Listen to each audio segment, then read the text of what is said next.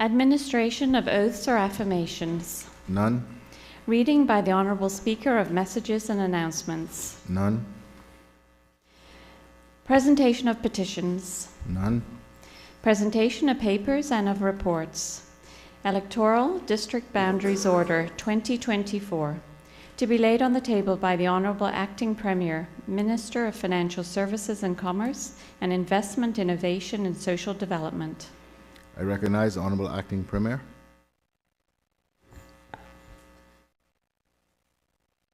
Good morning, Mr. Speaker. I beg to lay on the table of this Honourable House the Electoral District Boundaries Order 2024. So ordered. Does the Honourable Acting Premier wish to speak thereto? Only once again to thank the Electoral Boundary Commission for their work and to notify the public I'll be making further comments on this matter later on in the agenda when we get to the relevant motion. Thank you.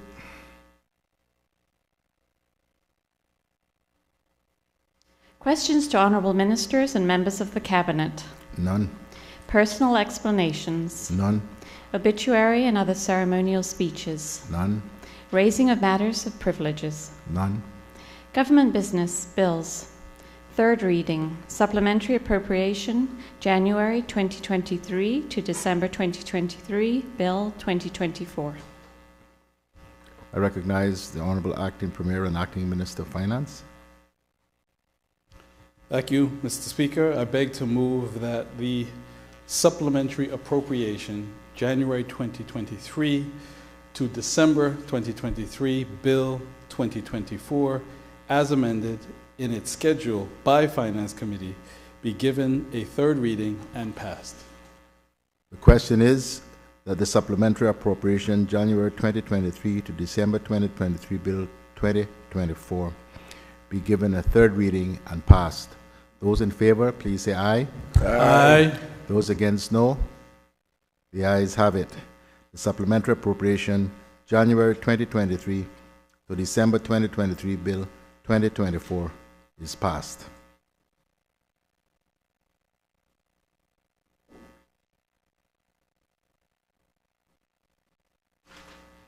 Motions.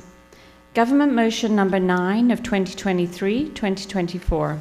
Recommendations of the 2023 Electoral Boundary Commission. To be moved by the Honourable Acting Premier, Minister of Financial Services and Commerce and Investment, Innovation and Social Development. I recognize the Honourable Acting Premier.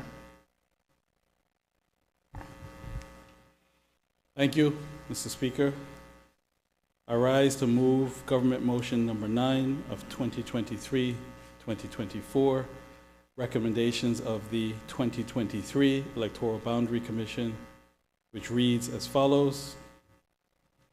Whereas, in accordance with 2009 Constitution as amended, an Electoral Boundaries Commission, which I'll refer to hereinafter as the EBC, was duly appointed on 4 January 2023, and whereas the EBC has reviewed the electoral district boundaries of the Cayman Islands and submitted its findings thereon to the Governor and the Parliament in a report dated 4 August 2023, i.e. the report, and whereas the EBC recommended that the electoral district boundaries except North Side and East End be adjusted, and that the 19 electoral districts be renamed, and whereas the recommended names of the 19 electoral districts and the estimated population sizes are set out in Schedule A of the EBC report, and whereas the precise boundaries of the 19 electoral districts are set out in Schedules B and C of the EBC report, and whereas Schedule D of the EBC report included an alternative recommendation for 20 electoral districts, and whereas the Governor has drafted an order giving effect to the recommendations contained in the report, be it now therefore resolved that the Parliament hereby approves the draft order of Her Excellency the Governor, giving effect to the recommendations contained in the report. The motion has been duly moved. Does the Honorable Acting Premier wish to speak thereto? Yes, Mr. Speaker.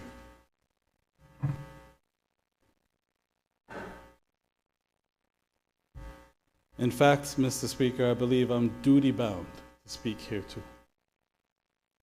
In order to provide this Honorable House and the public a formal update on the constitutional obligations to review and determine whether any changes should be made to the Cayman Islands electoral boundaries. We may recall, Mr. Speaker, that in accordance with Section 88(1)(b) of the Cayman Islands Constitution, an Electoral Boundary Commission, EBC, hereafter, was appointed on 4 January 2023. Mr. Speaker, a previous commission submitted its report on the 20th of August 2015. More recently, Mr. Speaker, the 2023 EBC has made their recommendations, which I tabled in the House yesterday. First and foremost, Mr. Speaker, we should all thank the EBC for their time, commitment, and diligence to this matter.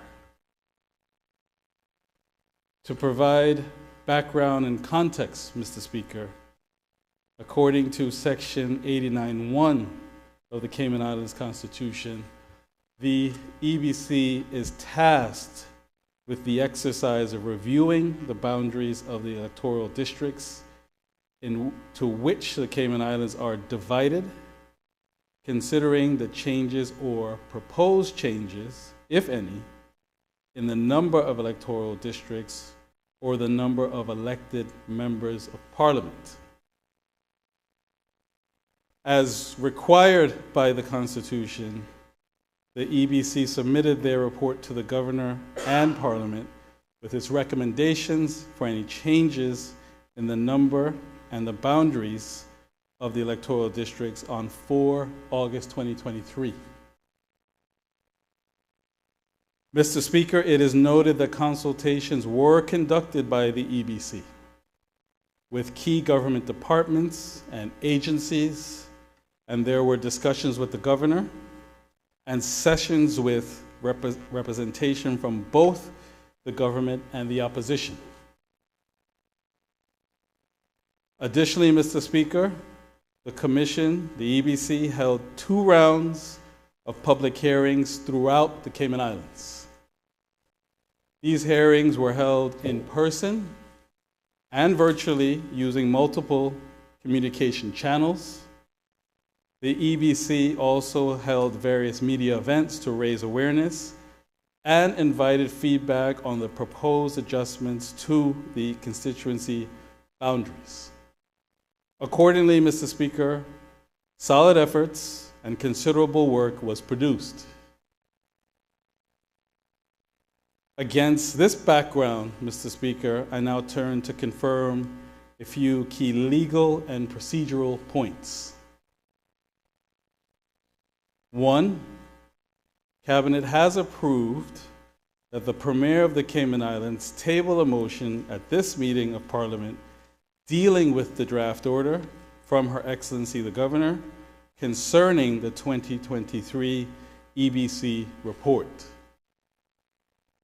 2, importantly, Mr. Speaker, for the avoidance of doubt, it is only this Parliament under the Constitution that can approve or reject the draft order from the Governor, and by extension, the recommendations from the EBC. Not Cabinet, not the Premier, nor the Governor.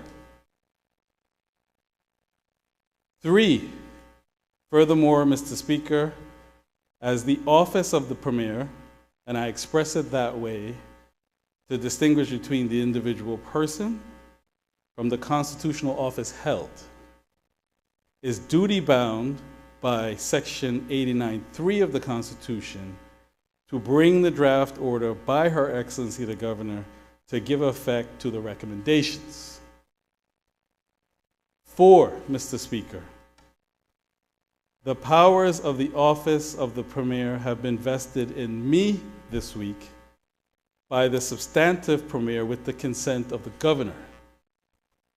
And whenever acting, Mr. Speaker, I have long held the view, which I believe is correct, whether in my capacity as a past civil servant or acting in the capacity of another minister, that the person acting is a mere caretaker for the substantive post holder and should act within the known wishes or express instructions of the absent substantive post holder. As such, in the case of this matter, I confirm that I have directions from the substantive Premier, the Honorable Juliana O'Connor Connolly, who have laid the EBC report, the related draft order, and this motion in this meeting of the House. 5, once I conclude this contribution and the exchange between the House is concluded, it then becomes the responsibility of this Honorable House to either approve or reject the EBC's recommendations contained in the draft order. 6, indeed, Section 89(5) of the Constitution expressly provides that the Parliament can reject or give leave to withdraw the draft order of Her Excellency. Again, for clarity, Parliament, therefore, is the only body that can approve or reject. Mr. Speaker, I now pivot to outline considerations for the House in determining whether to accept or reject the draft order. Mr. Speaker, following discussions informally with all members of this Honorable House, who in turn have consulted, canvassed, considered, conferred with electors in their respective constituencies, and all members of this Honorable House receiving a civil service briefing on the practical implications of implementing the proposed boundary changes, there are important considerations to weigh. For the purposes of this presentation, Mr. Speaker, I have grouped and summarized these considerations under 4 main headings. 1, engagement efforts and methods. 2, voter awareness and understanding. 3, practical implications, particularly near to a general election. 4, a preference for specific terms of reference. Mr. Speaker, taking each of those 4 main considerations in turn, I'll start with regarding engagement efforts. Mr. Speaker, despite best endeavors, unfortunately, the engagement efforts to offer public consultation were met with little public engagement. Though the EBC also made field visits to each constituency, alongside other activities I mentioned earlier, and again, we thank the EBC for their dedication and hard work on this arduous task. Mr. Speaker, we're advised that the post-evaluation metrics show that the turnout at EBC meetings, as well as participation on radio shows, was very low.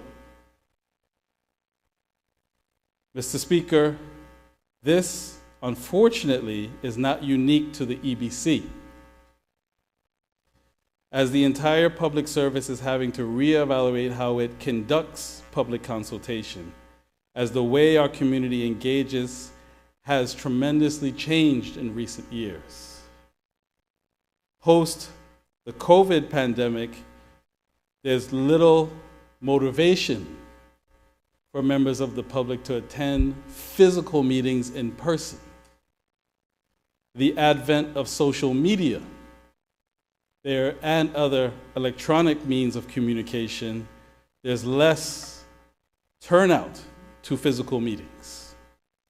And without a high and intense degree of promotion on social media, there's a risk that meetings will not draw a large amount of participation online. By way of example, there was, within I think the last 12 months, a consultation on food security. And when I arrived at the West Bay Primary School, I think to the best endeavors of the relevant ministry, I think there was only one person in attendance other than me. Mr. Speaker, it requires much more creative, robust, and targeted approaches to be taken to yield the public's attention and awareness that we have gotten in years that have gone by. The civil service is invested in transparent and open dialogue with the public, as well as the government, and I'm sure the opposition, to make decisions for the future well-being of the country as it's evolving. As a recent example that the civil service has helped the government to learn from, prior to Hurricane Beryl, those members in the House and listening public will remember that several weeks earlier to that, there was a heavy rainstorm that caused flooding, in which I believe the communication feedback that we received as a government could have been a bit more succinct, precise, and frequent. The government worked with the civil service to improve those, not even knowing that Hurricane Beryl was on the way, and taking those lessons from the heavy rainstorm weeks prior. The Department of Comms worked assiduously with the government and created bite-sized messages, rapid messages on social media, on channels such as WhatsApp, frequent messaging, particularly because that's how you reach younger folks. And we could see a marked improvement in terms of the information flow that went to persons based on the two weather events.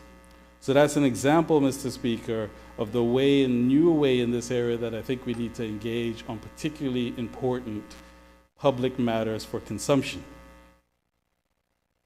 Mr. Speaker, this point then links to the second main consideration of voter awareness and understanding.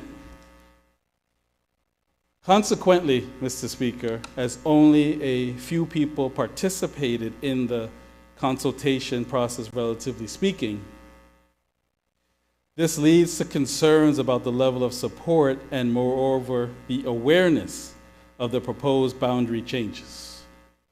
And arguably, a decision could be made without adequate public endorsement or understanding,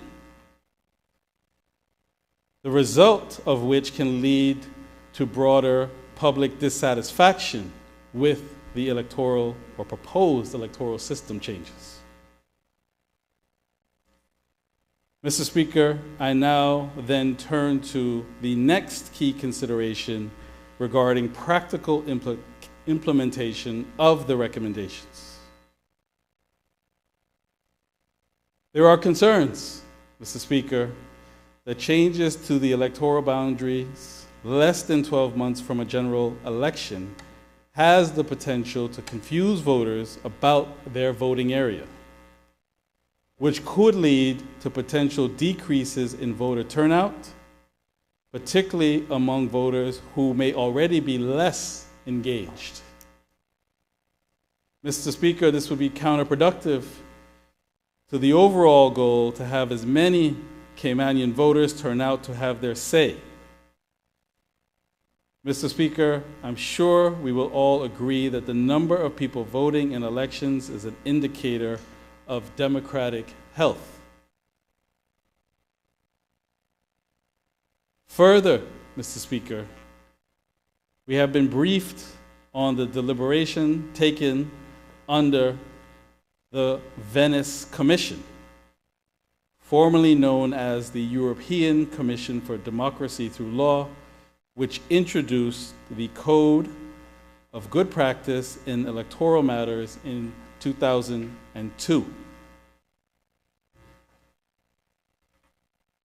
Mr. Speaker, allow me, for the benefit of those who may not know this code, to detail and its background and its purpose. The code acts as a benchmark for electoral standards, focusing on key principles such as universal, equal, free, secret, and direct suffrage. It also highlights the importance of stable electoral laws and procedural safeguards like unbiased election management, efficient appeal mechanisms. Mr. Speaker, while we believe that the UK, United Kingdom, has not officially adopted the Venice Commission's Code of Good Practice in Electoral Matters as a binding legal framework, the principles and guidelines outlined in this code have influenced electoral practices and reforms within the UK. The code serves as a benchmark that the CPA international observers use to measure the conduct of general elections, including elections in the Cayman Islands. The code on page 45 states that the amendments to election legislation should be completed within 1 year of a general election. However, for completeness, the provision also recommends that the code, where necessary, should take precedence over this time factor. Therefore, an amendment to implement good practice in the code could be viewed as acceptable during the 1 year lead-up. Mr. Speaker, before I go further, I will note that while the report was finalized and handed in on 4 August 2023, a number of pressing priorities, including creating a fiscal 2-year budget, had to be taken into account by the government in the context of the country emerging from a depressed economic cycle, which I believe my colleagues will agree took considerable toil and months of work. Given this and a range of other factors, we were not able to address the EBC report within a time frame that would be deemed appropriate to allow for proper public awareness and education ahead of implementing the new boundary recommendations. Mr. Speaker, the constricted timeline would adversely impact the Elections Office, as we have been advised, as we stand less than 12 months to the next general election.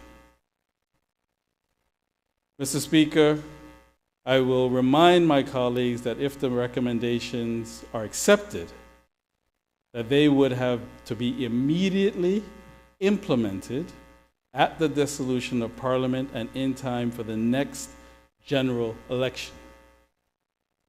We are advised that the preparations are already underway by the Elections Office to manage the 2025 elections, and implementing the recommendations of the EBC report now would negatively impact resources.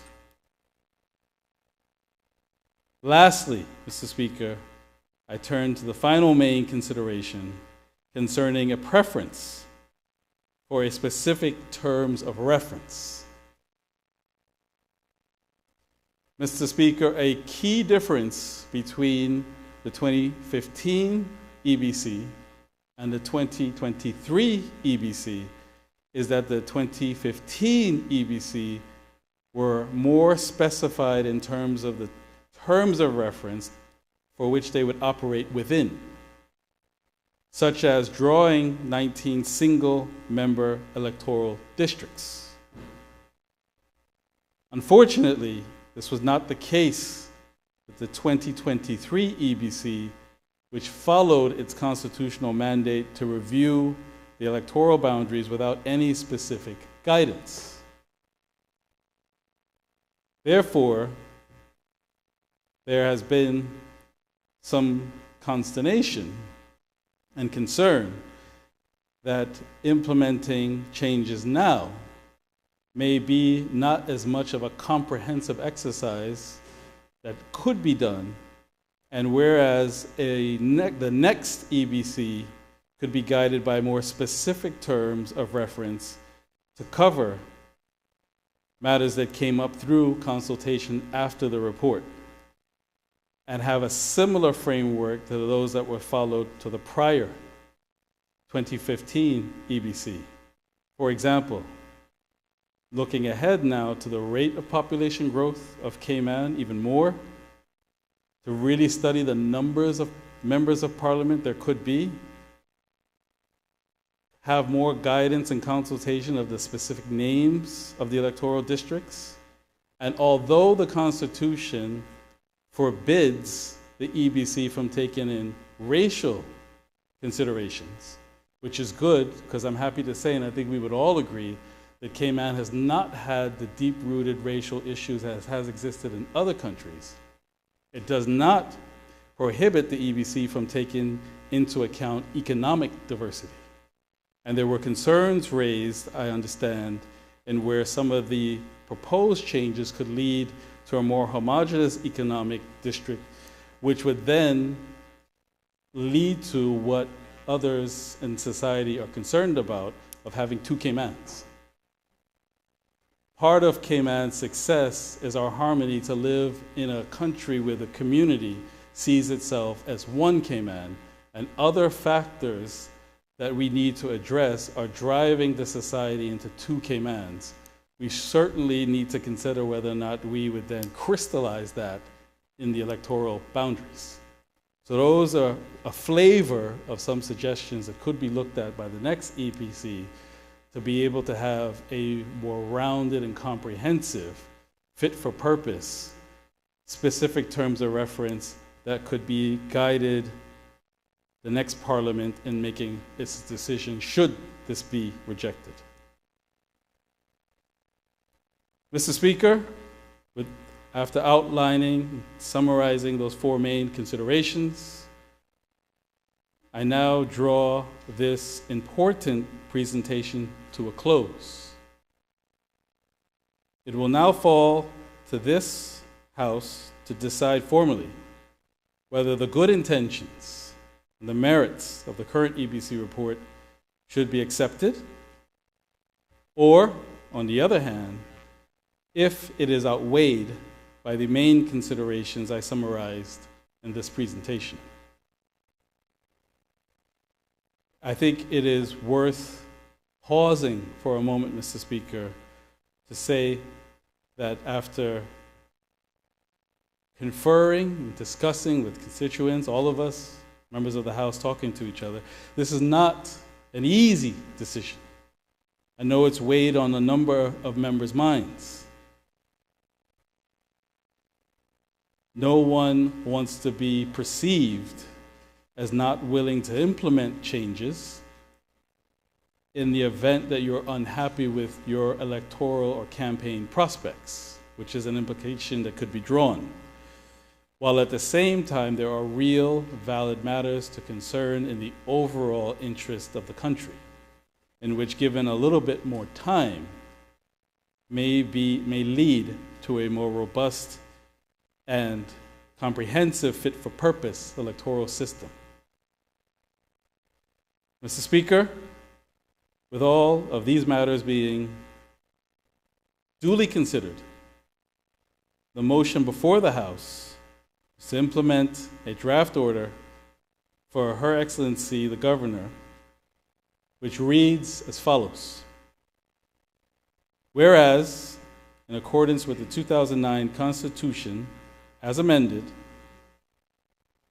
an Electoral Boundaries Commission was duly appointed on 4 January 2023. And whereas the EBC has reviewed electoral district boundaries of the Cayman Islands and submitted its findings thereon to the Governor, and the Parliament in a report dated 4 August 2023. And whereas the quote-unquote EBC recommended that the electoral district boundaries except North Side and East End be adjusted, and that the 19 electoral districts be renamed. And whereas the recommended names of the 19 electoral districts and the estimated population sizes are set out in Schedule A of the EBC report.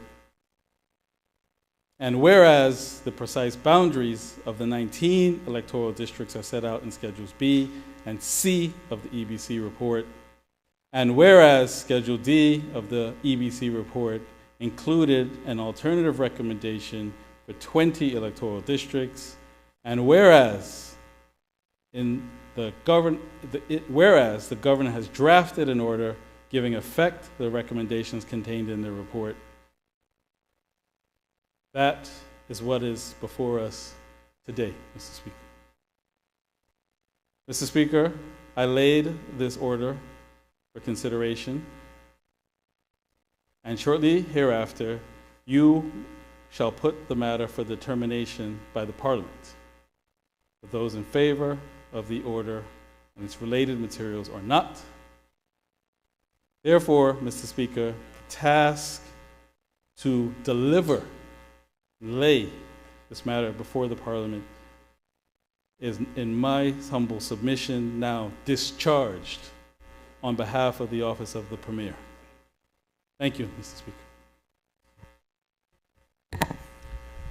Thank you, Honorable Acting Premier. Does any other member wish to speak? The Honorable Leader of the Opposition.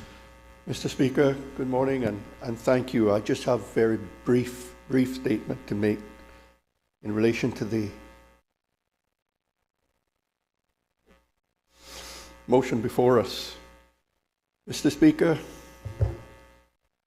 in our considered view here on the official opposition, this motion to implement is just simply too late. I have advocated and I have made several statements publicly about it, that it was too late for the EBC to be implemented and brought forth for the 2025 election. And it is unfortunate that that is the situation. Mr. Speaker, I find and think that it will be nigh impossible for the Elections Office to implement and to get these changes done. And so what we will end up with is, I think, setting ourselves up for some real voter confusion and disquiet leading up to the 2025 elections. Large-scale changes to the boundaries, in some cases, they are extremely substantial in terms of the changes. Potentially adding a 20th seat is going to be very significant in its effect on our electoral boundaries. Not to mention the voter confusion that will take place because so many thousands of our electors are going to find themselves assigned or given new voting districts. Mr. Speaker, a motion like this needs to be dealt with at the start of a term, not the end of a term, sir. Not 7-8 months outside of an election that's staring us in the face. And so I will leave things, as I've said, right there, Mr. Speaker, and let this matter proceed. Thank you, sir. Does any other member wish to speak? Does any other member wish to speak? Does any other member wish to speak? If not, then I'll invite the Honorable Acting Premier to exercise his right of reply.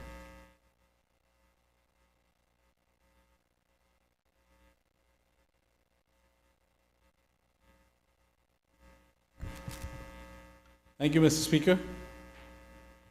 Thank you to the Leader of the Opposition for the contribution. which made several key points. And thank you to all members of this Honorable House for collegial discussions on this matter of significant importance, where we all want what is best for our beloved islands. Mr. Speaker, I appreciate your indulgence in allowing the standing orders to be reordered so that we could take this matter in priority today. And the staff of the Parliament in their customary way of running around behind the scenes that the public doesn't see. With that, Mr. Speaker, I pray that God will guide and protect us, guide us in our decision of this important matter, and for all of the country to know that the result, how it goes, will be deeply in the overall interest of the country as a whole. May God bless the Cayman Islands. Thank you, Honorable Acting Premier. Honorable members, I am going to read the entire motion and not just the resolution. And the reason for that is the resolution can only be properly understood if the context is clear, because the resolution simply refers to a report and not the detail that is necessary to make it clear. And this is such a critically important constitutional matter that I want no questions to be left hanging. Government motion number 9 of the 2023-2024 session. Recommendations of the 2023 Electoral Boundary Commission. Whereas in accordance with the 2009 Constitution as amended, an Electoral Boundaries Commission was duly appointed on the 4th of January 2023. And whereas the EBC has reviewed the Electoral District Boundary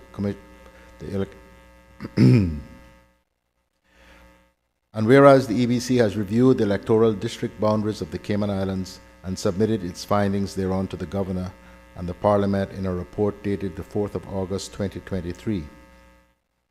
And whereas the EBC recommended that the electoral district boundaries except North Side and East End be adjusted, and that the 19 electoral districts be renamed. And whereas the recommended names of the 19 electoral districts and the estimated population sizes are set out in Schedule A of the Electoral Boundary Commission's report. And whereas the precise boundaries of the 19 electoral districts are set out in Schedules B and C of the Electoral Boundaries Commission report. And whereas Schedule D of the Electoral Boundaries Commission report included an alternative recommendation for 20 electoral districts. And whereas the Governor has drafted an order giving effect to the recommendations contained in the report. Be it now therefore resolved that the Parliament hereby approves the draft order of Her Excellency the Governor, giving effect to the recommendations contained in the report. Those in favor, please say aye. Those against, no. No. No. I believe the noes have it. The motion has failed and the report is rejected.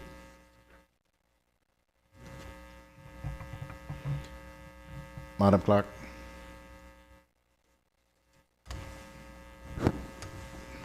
Statements by honorable ministers and members of the Cabinet.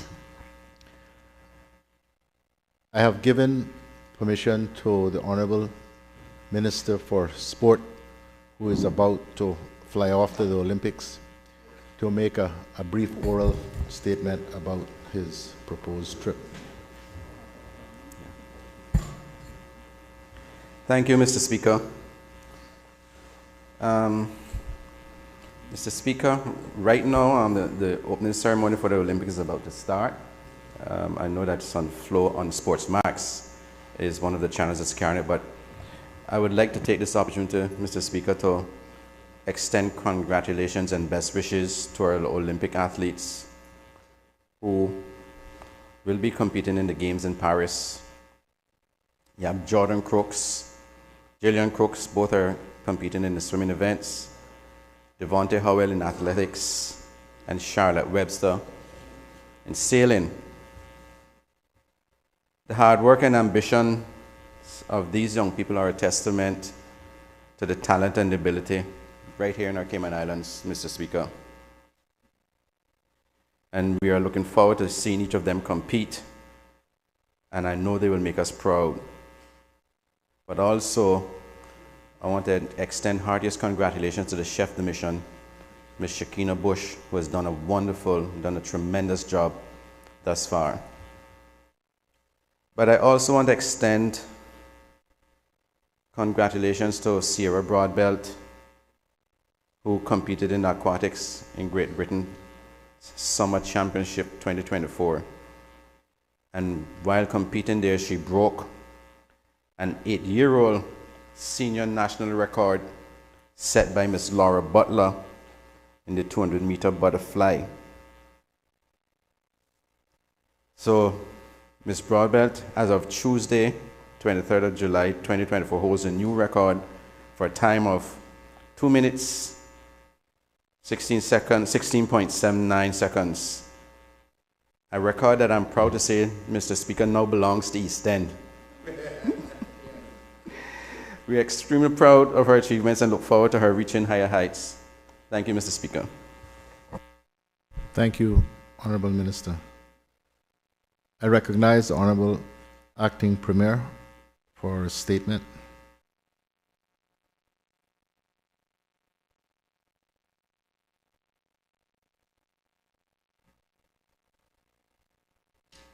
Thank you, Mr. Speaker. I just want to ensure this has been distributed to all members. If you could just give us a moment.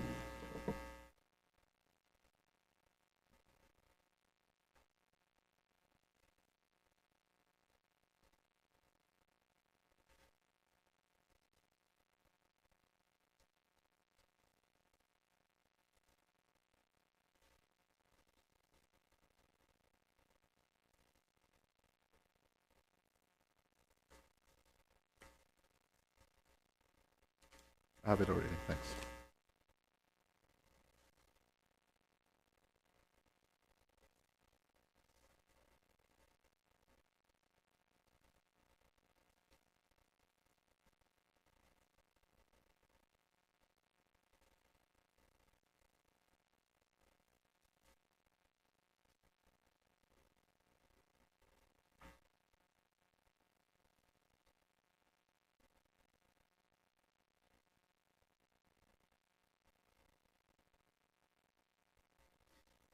Thank you, Mr. Speaker. I believe it's now been distributed to all members.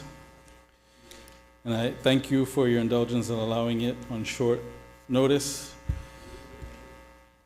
because the statement involves and is from me in my capacity as the Minister for Investment, Innovation, and Social Development on bus wardens and bus drivers employed by private entities.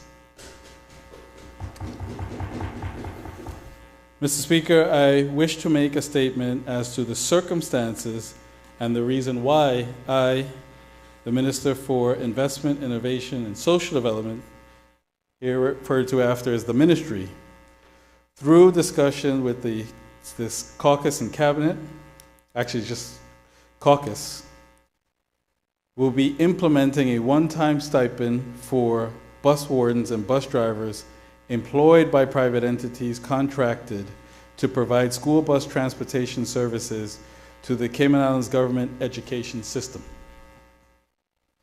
Mr. Speaker, the CIG education system has provided bus transportation services for primary and high school students for many years. This service has been provided historically through a combination of government assets and personnel and outsourced services. The outsourced bus companies or bus businesses are normally engaged for 10 months, the equivalent of an academic year, from August or September of one year to June the following year.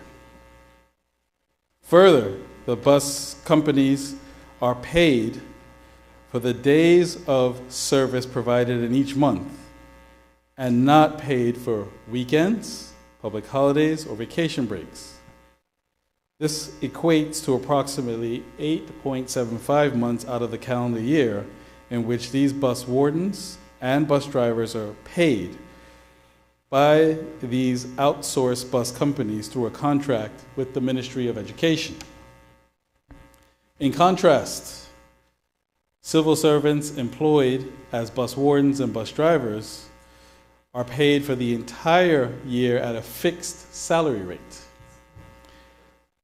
This difference in the payment structures between civil servants and outsourced bus company employees has been a cause of concern, and many have expressed their concerns. Mr. Speaker, the ministry is finalizing a policy to deliver a one-time stipend program for the outsourced bus wardens and drivers. This stipend will be delivered through TP 41 for financial assistance and administered by the ministry, directly from the ministry, and not a program of the Needs Assessment Unit. The development of a supporting policy for this stipend, which will set out its parameters for the payment of the stipend and enable continuation of this program in future years, budget permitting. Mr. Speaker, through the delivery of this stipend, we are seeking to address the discrepancy in the pay structures between civil servants and the employees of private bus companies, who all deliver the same service of providing transportation to our children so they can access education.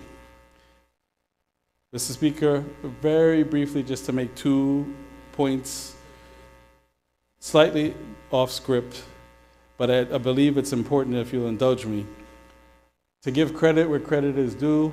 In the caucus, there's one particular member who's been saying this for quite some time, the Minister for Border Control and Labor.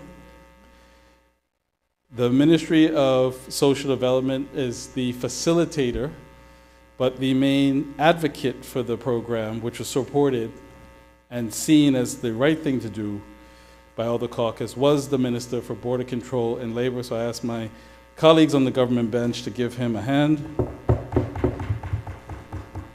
The second point, Mr. Speaker, is an example of trying to assist those, because this discrepancy has been there for years.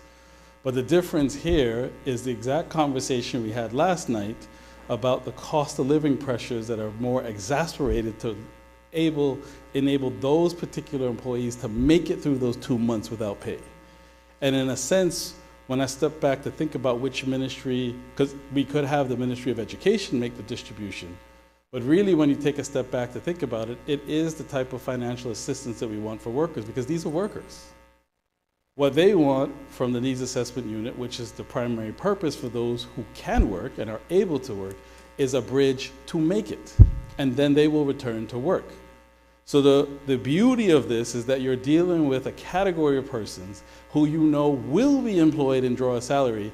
They just need something to get through those 2 months, which are the hottest of the year, to pay their bills and get back to work. Now, this is where we were in betwixt and between last night, because on a Wednesday in Finance Committee, we were asked, will TP 41 ever slow down? And in a debate last night, can we increase it by increasing some of the stipends? Now, I'm not trying to get into anything with the leader of the opposition, because the questions he was asking last night come up in the ministry, they come up in caucus. How far do you go in expanding TP 41, but you know people need help? So where we find the budget, and this may cause an increase where it might have to be at 11.5 or Section 12, but is it the right thing to do to help the people and within the limits of what the surplus, so we can begin to have these direct contributions to get support into our people's hands when we know it's blindingly obvious.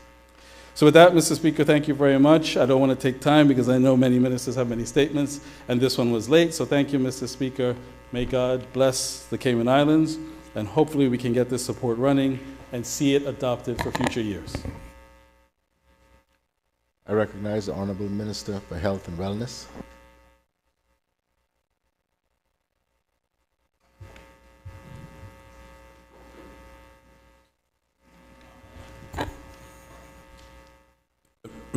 Mr. Chair.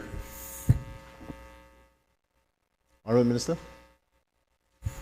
I'm so sorry. I beg your indulgence under 32 to just thank the minister. Sorry, the acting premier. This is long overdue, and I know you're not supposed to you're supposed to ask a question under 32, but I just wanted to thank the acting premier, the bus wardens. You want to thank him for thanking you. Very well. Thank you. Honorable Minister for Health and Wellness.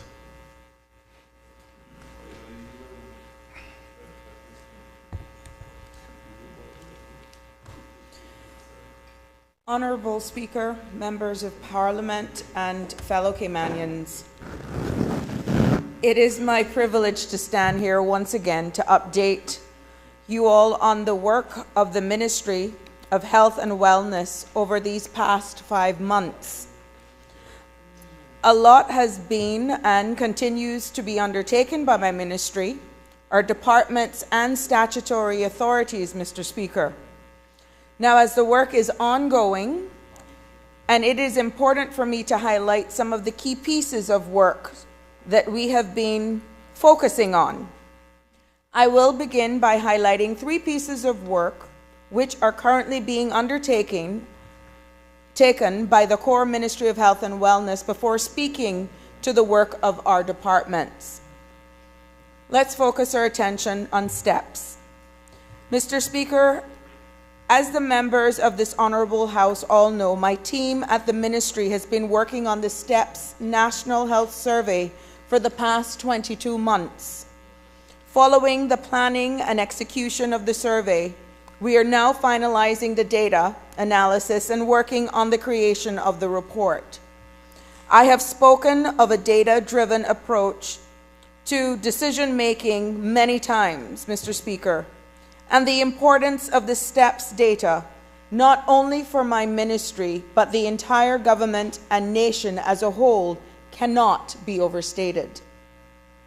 The reality, Mr. Speaker, is that the real work begins when that data is on hand, and I would like to highlight some of the preliminary results to give us all an idea of what we have been uncovering as it relates to the health of the nation.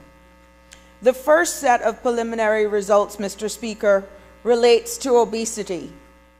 I know that this is a sensitive subject for us as individuals, as a nation, but the data does not lie. And we need a wake-up call. I'm in that line myself. I'm trying my best. I'm really trying to focus on the wellness side of health, but it is hard because it is a culture, but again, data-driven. Too much rice and beans, you're quite right.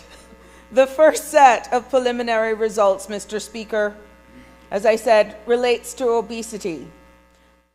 And this data, Mr. Speaker, are national estimates which reflects residents in the Cayman Islands between the ages of 18 to 69. The results of the survey have been weighed according to age groups, sex, and district. The data is provided by a random sample of the population. Therefore, the following results are population estimates, which we have 95% certainty fall within an accompanying range.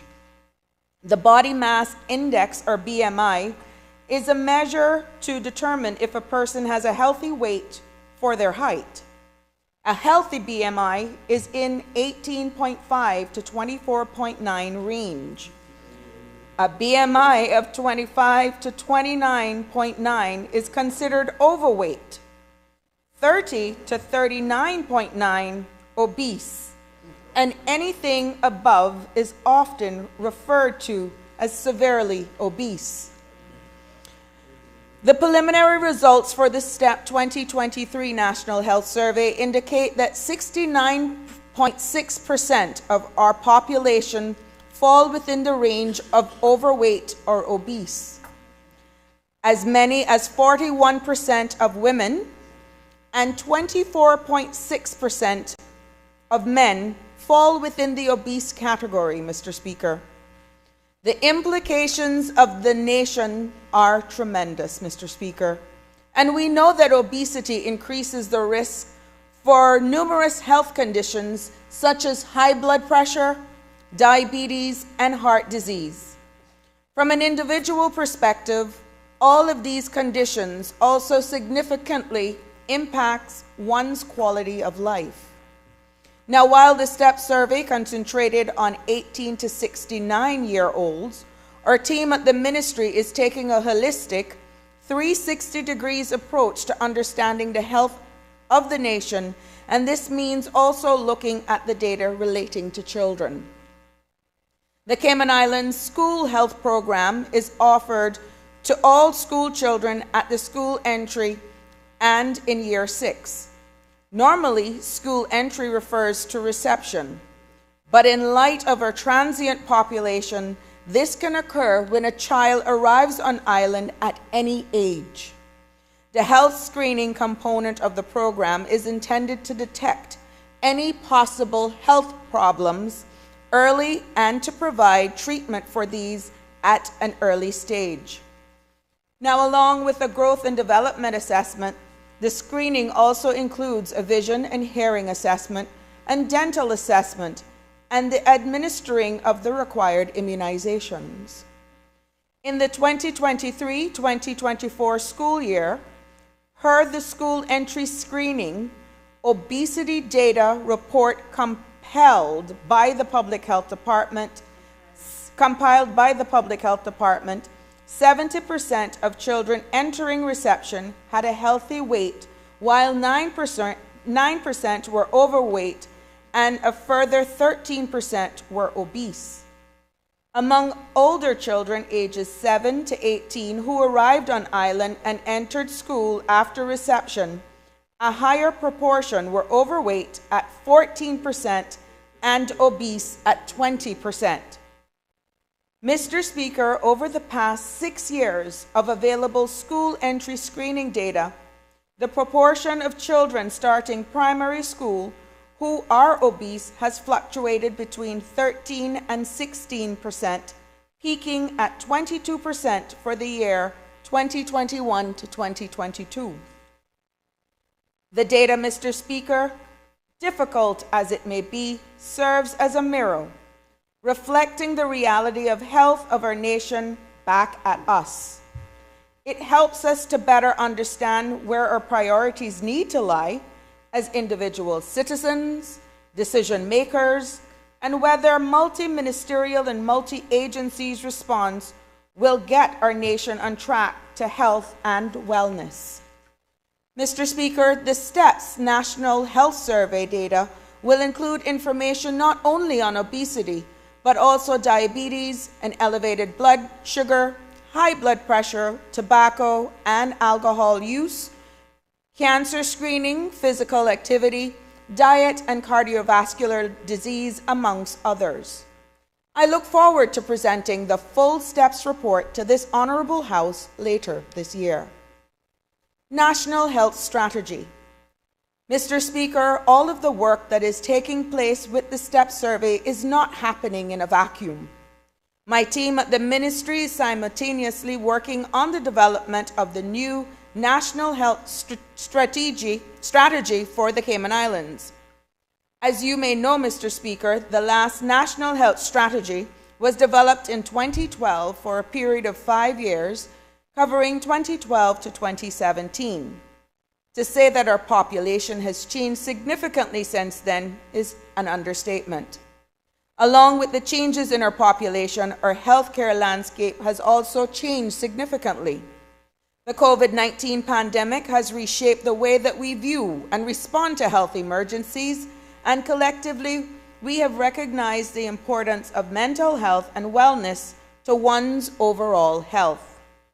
Mr. Speaker, my ministerial team, with support from technical experts from Pan American Health Organization, have completed a month-long public consultation engaging in a series of focus groups, stakeholder meetings, surveys, interviews, and more to obtain much information as possible so as to ensure that the final product is a representative and inclusive of the needs of the people of the Cayman Islands. Over 800 persons have responded to our survey, and we have engaged with over 200 persons in face-to-face meetings, along with countless others via social media and radio. This consultation period has been very beneficial, Mr. Speaker. We have solidified some things that we already knew, mainly that the Cayman Islands healthcare system is incredibly varied and comprises of a mix of skilled professionals from a range of different healthcare fields. We have highly talented workforce who offers quality care to our patients. We also found out that there are some areas that should be addressed in a new strategy. Among them are areas such as access to affordability of health care, especially for the elderly or lower socioeconomic backgrounds, the need for governance and enforcement to be strengthened, the need to be more data-driven as health data is more readily available than it appears. There is just a need to pull it all together via the establishment of data sharing agreements. The need to enhance the safeguarding of electronic records and personal health information, addressing gaps relating to insurance and inadequacy of the SHIC plan, two items that my ministry staff has been working on behind the scenes. Enhancing mental health awareness, education and services, especially among children and young people, which I know that our entire community understands. The need to empower young people with information related to their bodies, growth and development, including the provision of evidence-based, age-appropriate, comprehensive sex education, enhance overall screening and health education for the general population, so as to focus on preventative care and raise the health literacy at an individual level. Offer different modules of care, such as district-based and home-based care to reduce the demands on the public hospital. And last but not least, to address other social determinants of health, such as housing, homelessness, social deprivation, and the need for more integrated social support services to address root causes of issues and difficulties. As you can see, Mr. Speaker, health not only impacts all of us as individual citizens, but it impacts all of our ministries and departments and their work. Following the analysis of the consultation feedback, a multi-agency working group comprised of government, NGO, and private sector partners will review drafts of the new National Health Strategy and will help us to finalize not only the strategy, but accompanying implementation plan to bring it to life. I look forward to sharing the completed strategy with the Honorable House and with the people of the Cayman Islands later this year. Development of national clinical standards. As we look forward to creating the blueprint for Cayman's healthcare for the next decade via the new National Health Strategy, Mr. Speaker, we are also looking at creating and enhancing the needed structure to ensure that health services that are delivered within our shores are at the highest standards. As such, the Ministry in Health and Wellness is providing support to its four main councils: the Medical and Dental Council, the Nursing and Midwifery Council, the Pharmacy Council, and the Council for Professions Allied with Medicine, to set standards for practice that patients may reasonably expect as it relates to the care provided by healthcare professionals. As we know, Mr. Speaker, licensed healthcare professionals are in a unique position of being trusted by their patients with their lives and their health. In turn, clinicians must be able to show that they're upholding the principles underpinning the privilege of holding a license to practice. Thus, the development and implementation of national clinical standards will cover areas such as clinical practice, principles such as performance and scope of practice, clinical practice, holistic and preventative approach, good standard of practice and care, non-discrimination, peer collaboration, and duty to ensure continuity of care, consent and the capacity to consent, prescribing and handling medicines, including the use of unlicensed medicine and continuous prescribing, patient-related provisions like patients' rights, access the medical record and patients' right to a second opinion, partnership with patient and patient complaints.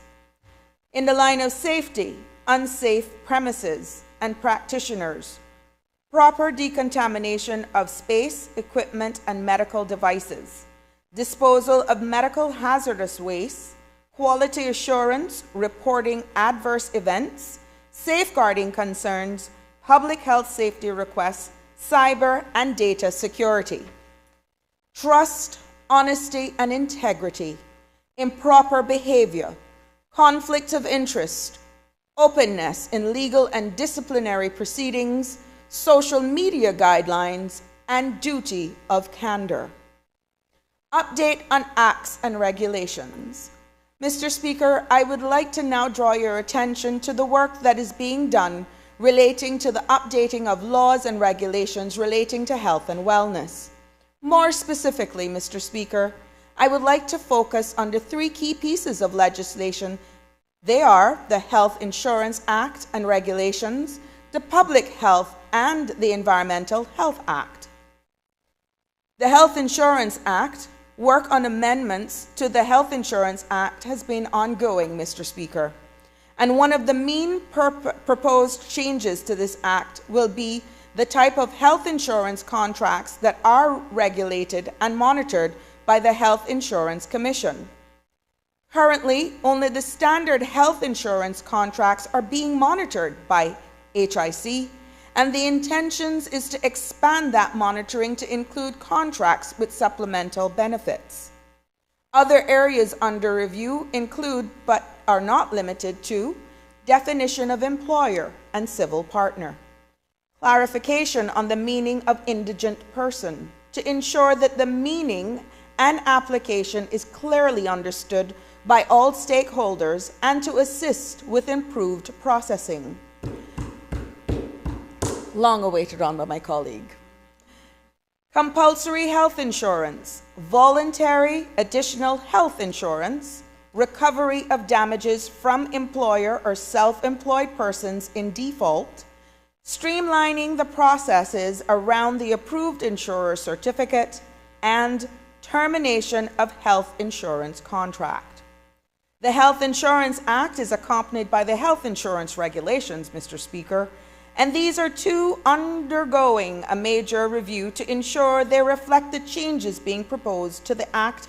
Among key areas of the work are creation of procedures that regulate the voluntary withdrawal of an approved insurer, matters relating to health insurance identification cares, and payment of claims. Mr. Speaker, as I noted when speaking of the public consultation for the National Health Strategy, health insurance is one of the topics already identified as being front of the minds of our people. It is clear to us that the issue is, at least in part, due to the lack of information or clarity in the information.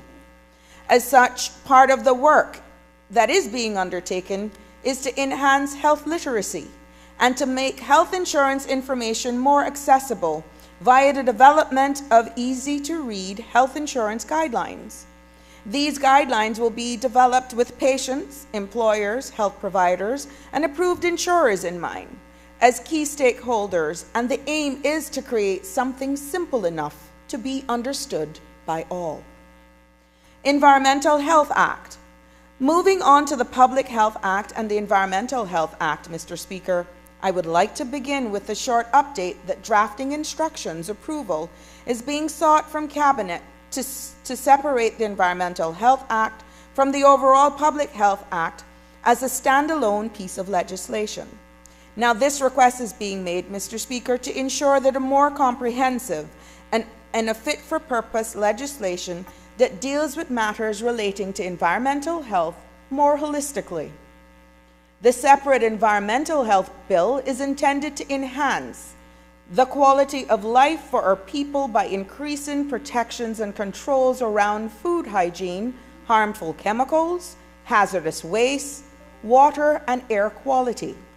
The proposed bill also aims to better the Department of Environmental Health by strengthening their authority and increasing the tools at their disposal to keep the people of the Cayman Islands' natural environment safe.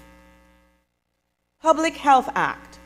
As it relates to the Public Health Act, Mr. Speaker, you will remember that the Ministry of Health and Wellness has been considering the manner in which public health services are delivered in the Cayman Islands, with a view to modernizing and improving the delivery of such services. One aspect of this work has been examined, legislation touching upon issues related to public health with a view of updating it to be more in line with the vision of the ministry for the future delivery of public health services.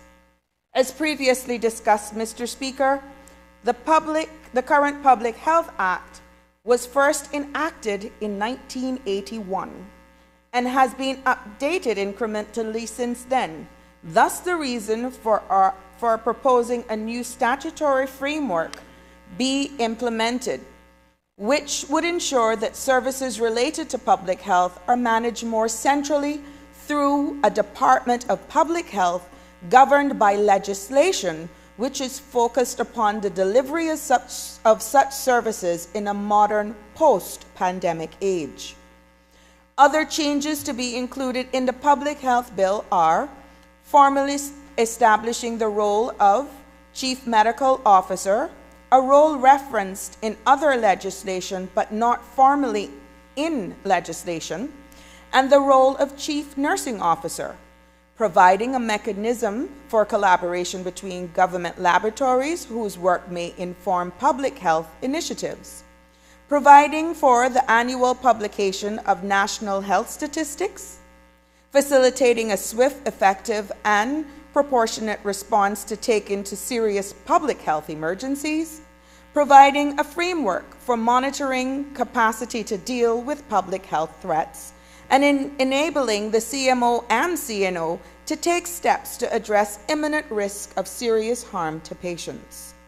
The decision to provide for functions and duties relating to environmental health under a separate bill will ensure that the new Public Health Act will be more streamlined than the current one and is better focused upon the provisions of modern public health services. Moving on to matters pertaining to mental health, Mr. Speaker. Mr. Speaker, within the community, mental health concerns continue to grow. This was captured in the early findings of the National Health Strategy consultations. Many reported worrying observations, particularly about Cayman's youth. Mr. Speaker, these concerns have unfortunately come too close to home for some, with the recent occurrences of suicides. To those impacted, please know that our thoughts and prayers are with every family member and every friend impacted by these tragic losses. The ministry is committed to preventing suicide, and suicide is not an easy topic to discuss, but it can be prevented. As individuals and as a nation, we must embrace the fact that in order to protect our loved ones and ourselves, we need to be comfortable talking about the subject. Suicide prevention begins with awareness. Awareness of our own internal mental health, as well as empathy for those around us. You just cannot assume you know someone else's struggles. Education is also a critical component for prevention. We need to empower ourselves, our family, our neighbors, our co-workers, and most of all, our children, with knowledge of warning signs and with information on how to access the service and support that is out there and available. Together, as a community, we need to make a social change by debunking the taboo nature of suicide. Pause for a moment and imagine a society where everyone feels safe to ask for help. By collaborating with stakeholders and engaging our community, we aim to create a comprehensive and inclusive suicide prevention plan that offers hope. The taboo around suicide, the hushed tones with which we speak about it, and the inconsistencies of messages that are disseminated serve only to enhance the vulnerabilities of those most at risk, whatever their age. By continuing to treat suicide as we always have, we ignore the critical fact. Suicide is preventable. On June 27, the Ministry of Health and Wellness and Health Services Authority begun engaging a multi-sectorial group of stakeholders to discuss the creation of a robust national suicide prevention plan, and that work is ongoing. The importance of mental health is such that it will be a key element of our national health strategy, and others will continue to be holistic, data-driven approach that effectively meets the needs of all of our people throughout their life cycle and all aspects of health. While we wait for the strategy and plan to be finalized, efforts are being made to improve and expand existing mental health services. The Department of Counseling Services, DSC, and the Health Services Authority, HSA, are two entities under the Ministry of Health and Wellness which provide direct mental health support to individuals and families. The Counseling Center, under the umbrella DCS, provides a variety of mental health support services to clients of all ages. Its sister agency, the Family Resource Centers, offers parenting classes and support to parents and families in an effort to strengthen relationships and connections and enhance the protective factors around youth as it relates to suicide prevention. The Health Services Authority, HSA, also provides an array of mental health services to the community, ranging from outpatient services to acute care. Alex's Place, the Youth Mental Health Hub, has been operating since January 2023 and is open to youth ages 10 to 20 who are experiencing mental health issues. Cayman Civil Society has also embraced suicide prevention and mental wellness. The Alex Panton Foundation leads the way in youth mental health advocacy, providing support groups for young people awareness and education sessions for persons of all ages, and now a kids helpline to help children and teens get not only information but also real-time help as needed. The Employee Assistance Program, an NGO which can be accessed free of cost by individuals and families via an employer's membership, is another avenue for these services. Numerous private sector partners have also been providing mental health services to the community for years. I've mentioned these because I want to emphasize that there is help. In many cases, it's only just a phone call away.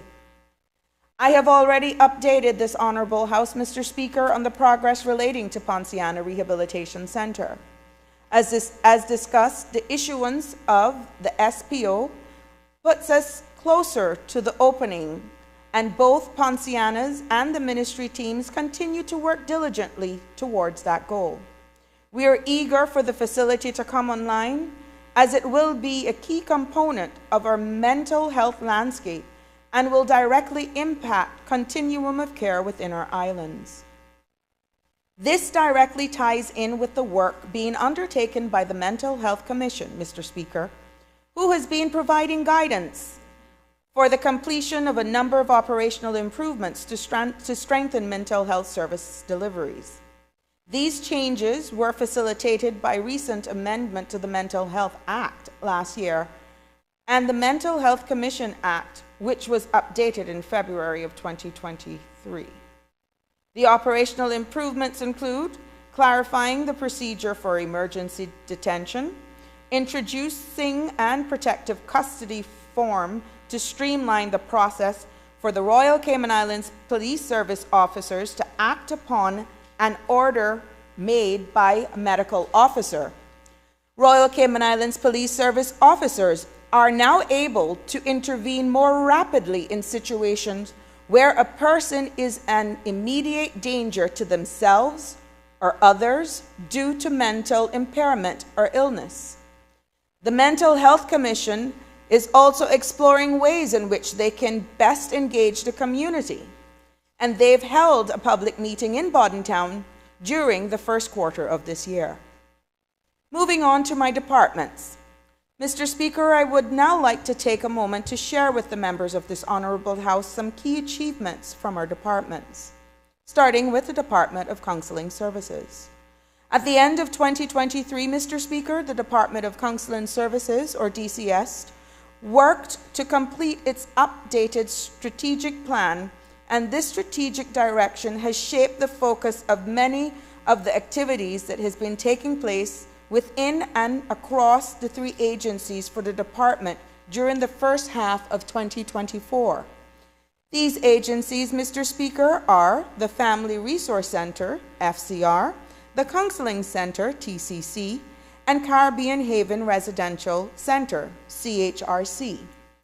From a human resource perspective, Mr. Speaker, DCS strategic plan emphasizes creating a professional, ethical, and inclusive culture where our people feel valued and have opportunities for growth, end quote. This has translated into a concerted effort to employ intake and assessment officer at TCC with aspirations and qualifications to progress into a counselor position, and providing development opportunities in teams of group facilitation, training and observations, and enable them to do so. The completion of various training opportunities by staff across all three agencies. Participation in workshops on Clifton Strengths model designed to allow individual staff members to understand their own strengths as well as how these contribute to the overall team. In revising the department's code of ethics to ensure that it adequately provides the ethical framework necessary to protect both staff and clients as they engage in a therapeutic process. These revised expectations will be presented to all staff at the start of Q3 of 2024. As it relates to programming, Mr. Speaker, the DCS strategy has focused on creating programs or adjusting their approaches to service delivery to more effectively meet the needs of and to be relevant to families and individuals who utilize their services. There has been a steady increase in the number of clients presenting for services at TCC. So the team has been looking at how best to proactively meet the needs of the community within existing resources limitations. This has resulted in increased engagements in a variety of groups currently on offer that tackle anxiety and depression support, enhance relationship, and improve self-esteem. In 2024, we'll also see an increase in interdepartmental support across CIG in the form of monthly mental health workshop for civil servants delivered by TCC, a decision that was made based on requests coming to the department from the Cayman Islands government entities for delivery of bespoke workshops that support managers for more effectively manage the mental health needs of their staff. The mental health sign and symptom session was held in Government Administration Building on April 30th. TCC has also worked collaboratively with the Department of Community Rehabilitation to help address the low motivation of some offenders referred to TCC for services. This in turn has translated into quarterly 90-minute presentations titled Thinking About Change, offered to clients at DCR to increase the understanding of therapy and the cycle of change prior to being referred to TCC to hopefully increase their engagement in these services. For the FCR team, has rolled out a series of short-term parenting workshops to address common parenting issues such as managing screen time and parenting children with ADHD or anxious behaviors, as well as to equip parents with strategies for positive discipline. Since the start of this year, 4 such workshops have been delivered. The FCR team also continues to roll out educational and public awareness campaigns such as Honoring Women Month and teen pregnancy preventions, as well as delivering training for frontline professionals such as the Domestic Violence Intervention Training Program. At CHRC, the focus remains on seeking and implementing feedback for continuous improvement, and this has resulted in the implementation of 2 programmatic changes, one involving schedule changes within the residential program to provide the clients with more structured activities in afternoons and early evenings, and amendments to the self-discharge policy, which seeks to facilitate earlier referrals for clients who demonstrate the motivation to effectively re-engage in the treatment program. These changes have been reported to have had a positive effect for clients. The team has also been working on exploring ways to increase bed utilization for female clients, including investigating parental barriers to treatment, the needs of the female population, and what kind of programming would best suit and support them. It is important to note, Mr. Speaker, that the department also has recently moved, and a series of the TCC and the services of the TCC and the FCR are now available to the public at Adonis House, more confidential space for the community-based operations of the department, which also offers opportunities for future growth to meet increased needs for service delivery. Focusing our attention now on the Department of Environmental Health. The team at the Department of Environmental Health, DEH, has been busy since the beginning of the year, which started with their annual Christmas tree recycling program to sustain their free mulch distribution in February. DEH staff engage with youth and members of the public in various settings, from science fairs, career fairs, and health fairs to the agriculture show in Grand Cayman and in Cayman Brac. Staff from DEH also participated in environmental health laboratory refreshers, theoretical training via environmental health, public health online courses, and a 3-day course on asbestos awareness, indoor air quality, and ventilation. DEH also developed and implement additional reinforcement strategies for addressing environmental noise nuisance per the Public Health Act 2021 revision. They forged an MOU with DVDL to help facilitate the investigation and identification of derelict vehicles and assisted in securing and prosecuting for breach of the Public Health Act and Litter Law 1997 revision. DEH continues to serve our community, having recently completed their annual bulk waste collection, continuing to meet their targets for the residential waste collections and processing and shipping over 180 tons of material for recycling in the United States. Turning my attention to the Department of Health and Regulatory Services. Mr. Speaker, the team at the Department of Health and Regulatory Services continue to play a pivotal role in the regulation of our healthcare system. The following are their milestones. The department continues to seek ways in which to improve on services offered, which includes the development and implementation of an integrated online service platform with the view of ongoing paperless, as well as the utilization of a Zendesk software to enhance customer service.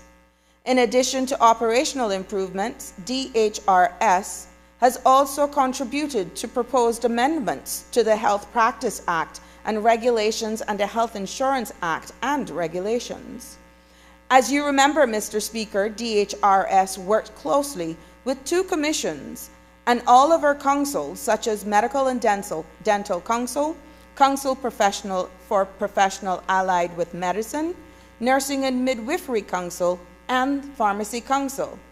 And these councils help to oversee the licensing and regulation of healthcare practitioners, healthcare facilities, and health insurance companies.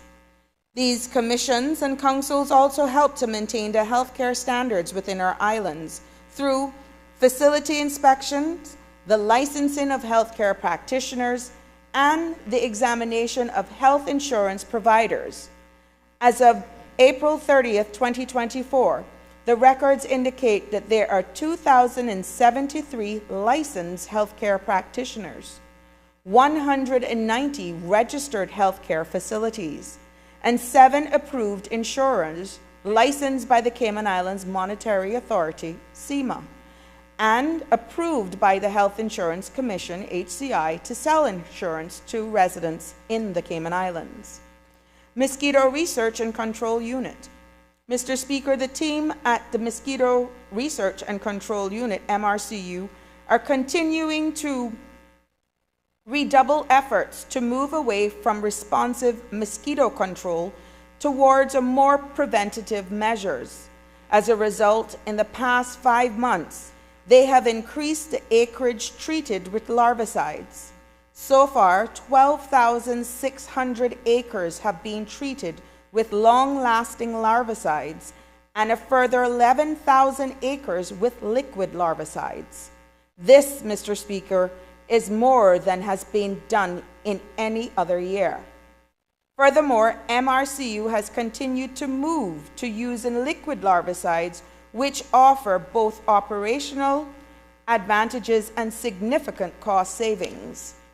It's notable, Mr. Speaker, that liquid larvicides cost KY 17 per acre and compared to KYD 160 per acre using residual larvicides.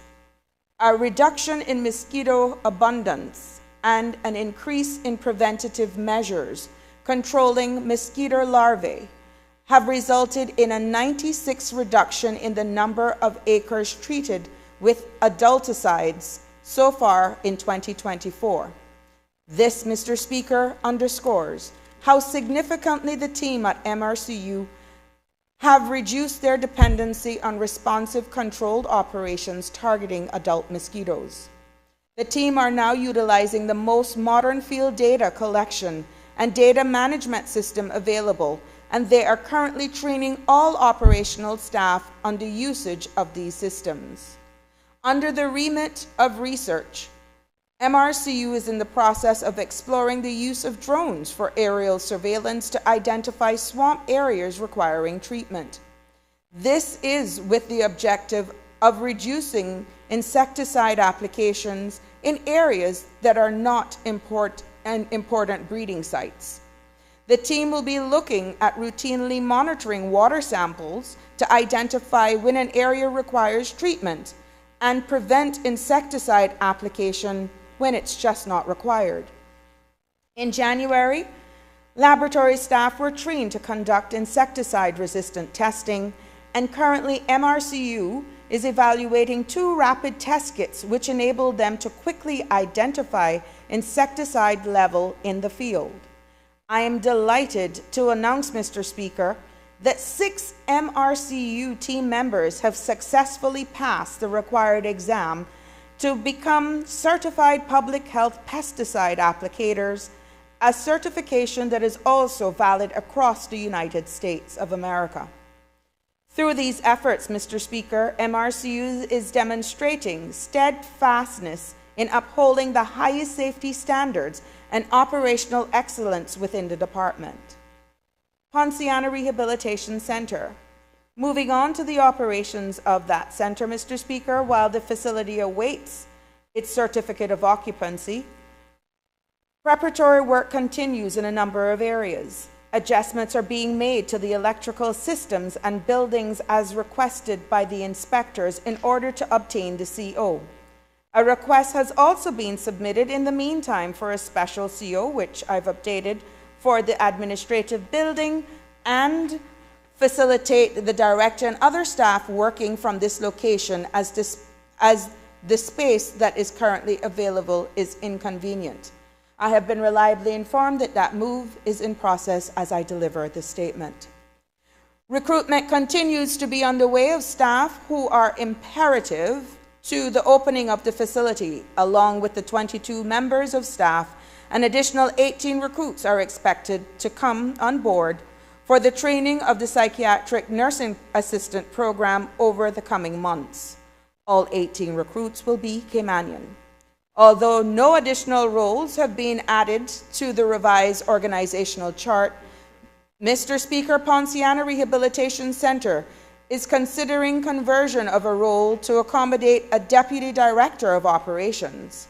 As the onboarding training and orientation of new staff continues, Caymanian recruitment and training will remain a priority for this facility. In addition to the recruitment drive, Mr. Speaker, security services have been engaged to monitor activities at the facility while the team awaits occupancy. 2 policy drafts are also in the pipeline, Mr. Speaker. The draft administrative policy to procedure document, as well as the nursing policy and procedure manual. And in the meantime, a draft outline of the strategic plan for the facility has been completed and shared with my team.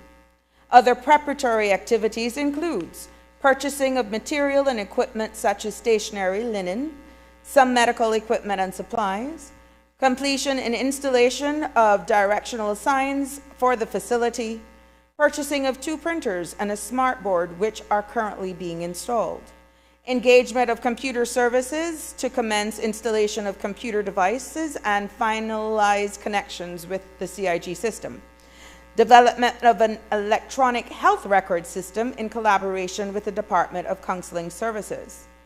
Work on the new website has also commenced.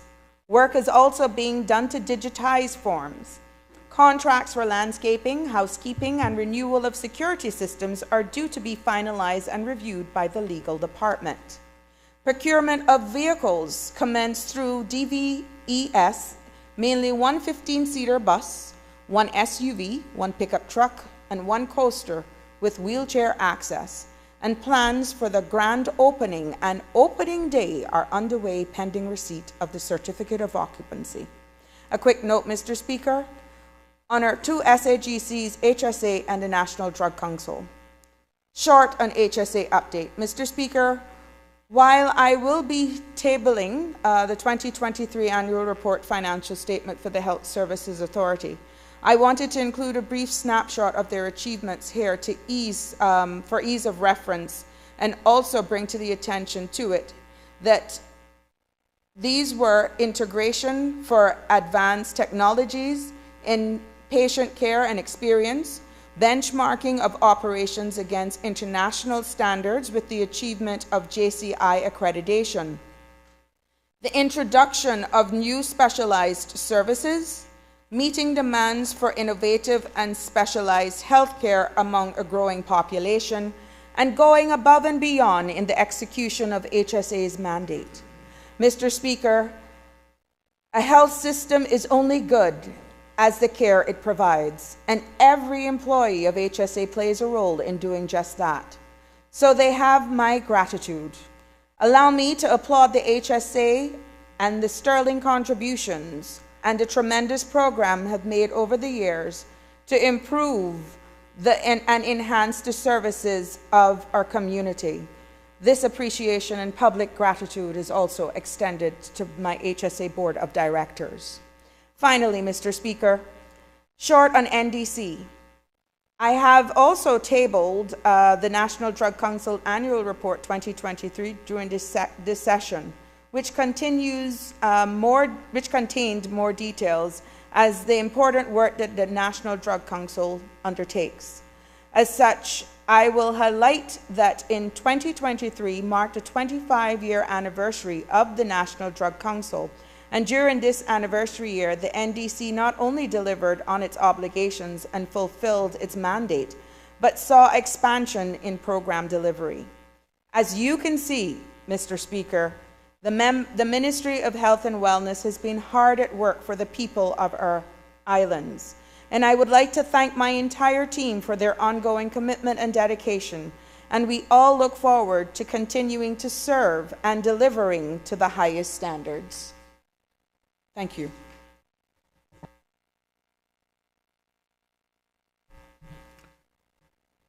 The Minister of Tourism and Ports to deliver 5 statements.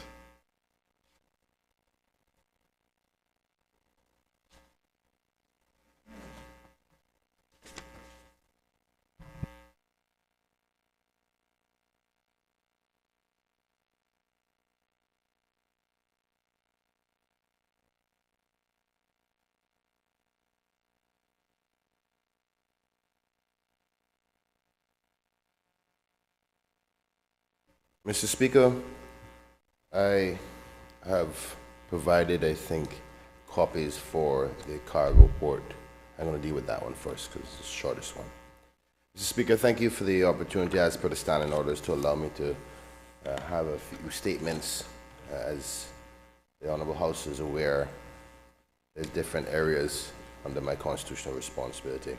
Mr. Speaker, this first statement is in respect to the cargo port expansion project public consultation meetings that will be happening shortly. Mr. Speaker, I rise in this Honourable House to provide members with an update on the Cayman Islands Port Authority expansion project. As members would be aware, the port facility in Georgetown serves as both the main cruise terminal for passengers and the primary port of entry for imported goods in the Cayman Islands.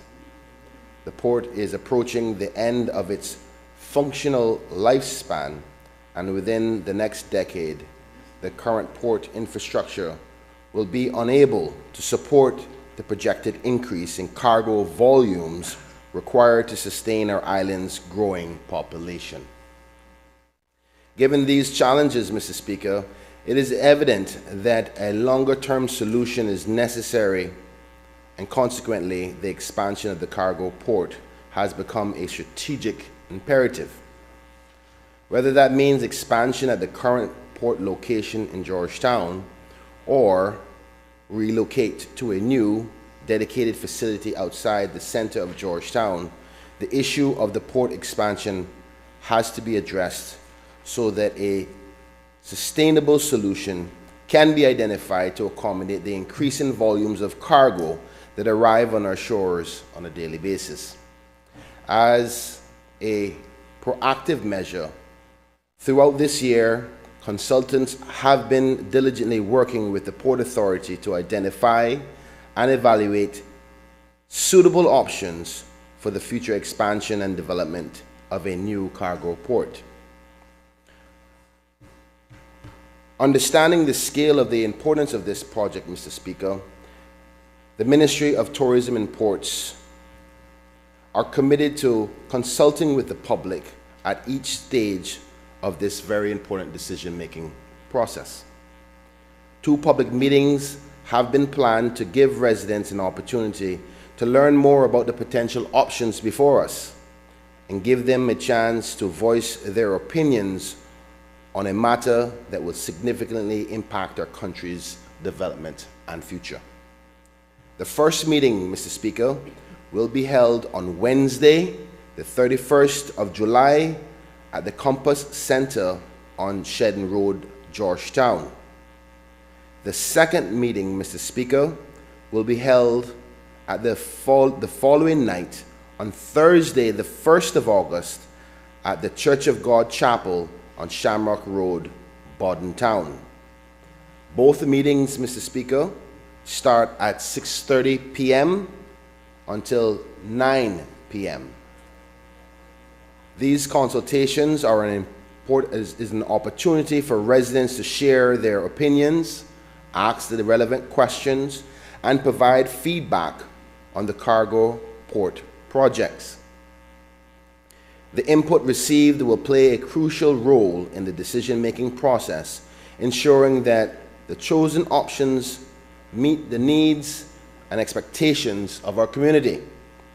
Mr. Speaker, I cannot overstate the importance of public participation in this process, and I beg the public to play their part in this consultation. The expansion and the potential relocation of the cargo port is not a merely logistical necessity. It is a strategic move to ensure that we can continue to handle the level of imported cargo required to keep our supermarket shelves filled and maintain our quality of life on an island surrounded by sea. I'm therefore appealing to the public and to all interested parties to attend these public consultation sessions and be a part of the crucial conversation about our country's future. Public feedback is vital to helping us make an informed decision that reflects the community's vision for the future of a cargo port and the economic development of the Cayman Islands. And Mr. Speaker, just for the listening audience, I'll say the dates one more time. The first meeting will be held on Wednesday, the 31st of July at the Compass Center on Shedden Road, Georgetown. The second meeting will be held the following night on Thursday, the 1st of August at the Church of God Chapel on Shamrock Road, Borden Town. Both meetings start at 6 p.m. until 9 p.m. Mr. Speaker, I'll now move on to a statement to cover the Cayman Islands National Attractions Authority.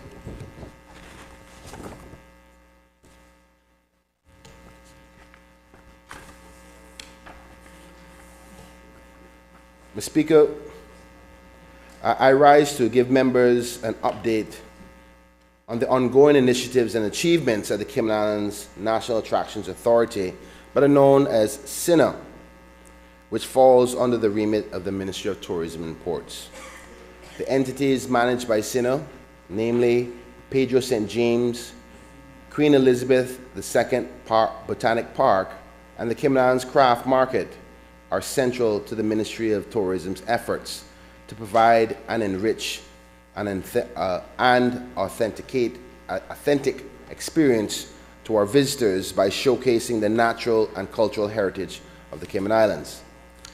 Mr. Speaker, following CINA's participation in the Florida Caribbean Cruise Line Association Sea Trade Cruise Global Conference in April of this year, I'm pleased to announce that the authority has secured a 2-year contract with Celebrity Cruises.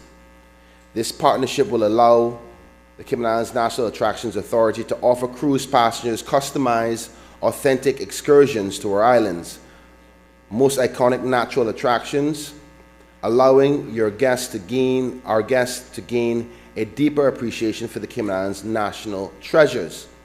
I'm also happy to share that CINA is in the final stages of signing a contract with Carnival Corporation.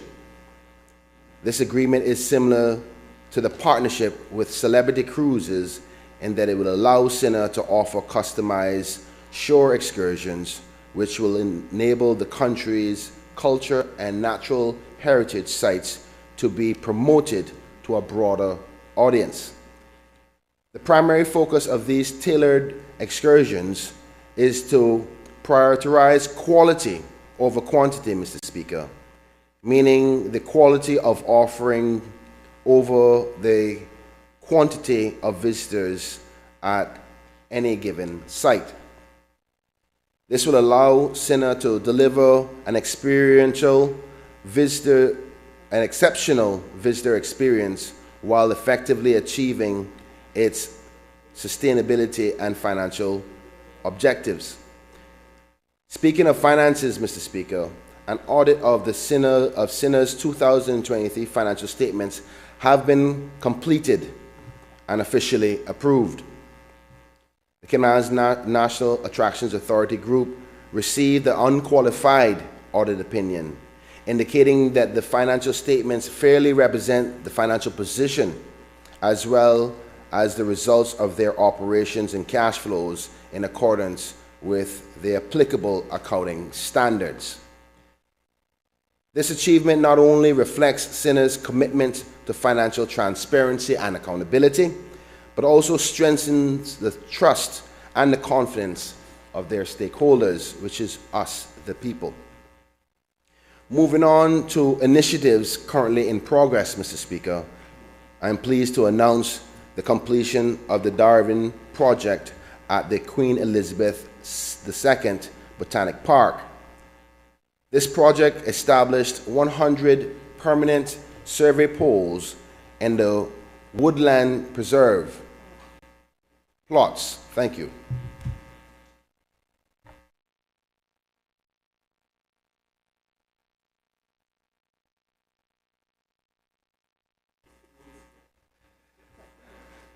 This project established 100 permanent survey plots in the woodland preserve to monitor these types of plants and how they change over time due to factors like invasive species, tropical storms, and climate change. The Botanic Park led the project with help from partners like the Department of Environment, the National Trust for the Cayman Islands, and the Royal Botanic Gardens in the United Kingdom, Mr. Speaker. The project has significantly contributed to our understanding and preservation of the park's biodiversity, and this data will also inform the national tropical important plant areas throughout the country, ensuring the continued protection of our natural environment. The Children's Garden project at the Botanic Park continues to be a significant attraction for many residents, evidenced by an average increase in resident admissions by 34% over the past 3 years, something that we should all be proud of. The installation of 3 water bottle filling stations donated by the Water Authority, Mr. Speaker, has commenced, and the architectural design work on the Water Authority Pavilion is underway. Additionally, landscaping and rear access pathways adjacent to the Discovery Tower and the recycle garden are expected to be completed in the second quarter, in the first half of this year.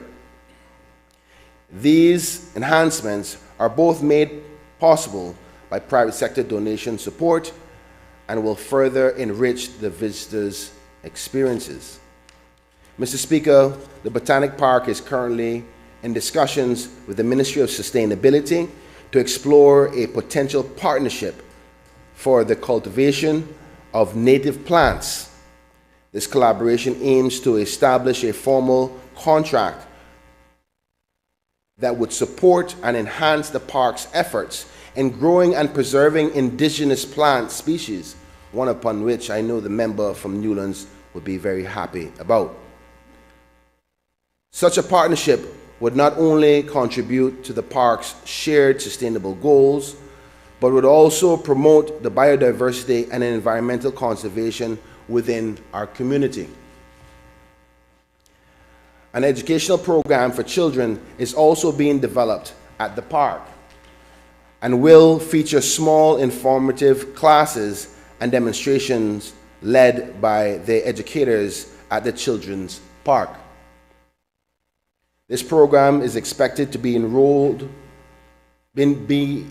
out for all school visits in the coming school year, subject to scheduling constraints, and will help to foster a deeper understanding and appreciation of our natural heritage among our younger generation, Mr. Speaker.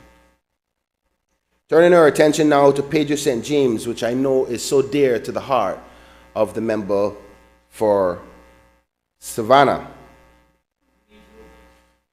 and to the member for Bartontown West, but more importantly to the member of Savannah. The procurement process has commenced for a new accessible walkway to enhance accessibility across the site for all visitors. A feasibility study is also underway for the first phase of the Pedro St. James Cultural Playground. This initiative aims to foster a deeper connection for children with their culture and their heritage, ensuring that our history and our traditions are preserved and celebrated. Efforts are also underway to improve both digital and physical signage throughout Pedro St. James premises. These include the installation of new QR codes, 3 identification signs, and informative signages from the rooms of the Great House. These improvements will significantly enhance the visitor experience, but also our local and tourist experience by providing informative and engaging content. Mr. Speaker, rounding out my updates on Pedro St. James, I'm excited to announce that CINA is currently working on a partnership with Cayman Airways to ensure more stayover guests to visit this beautiful historic location. The goal of this initiative is to create a package that includes free admission to Pedro St. James, along with the purchase of an airline ticket, thereby promoting our national historic site as a must-visit attraction for stayover guests arriving on our national airline. Finally, Mr. Speaker, I would like to briefly update members on some of the developments at the Cayman Islands Craft Market. As members would be aware from my previous reports, the Craft Market is now permanently established at the Old Tower Building site behind Parliament. Over the last quarter, 8 new vendors have been approved by the Cayman Islands National Attractions Authority to operate at the Craft Market, meaning that the available space is now at capacity when all of the vendors are present for the first time in a long time. Earlier this year, as a part of an educational outreach, Year 7 students from the Footsteps schools were granted the opportunity to operate a booth at the Craft Market, Mr. Speaker. This activity was a part of the students' enterprise project aimed at teaching them the entrepreneurial skills such as baking, marketing, budgeting, and investing through practical experiences. While at the Craft Market, the students sold homemade Cayman-style treats such as cookies, cakes, coconut delights from noon to 3 p.m.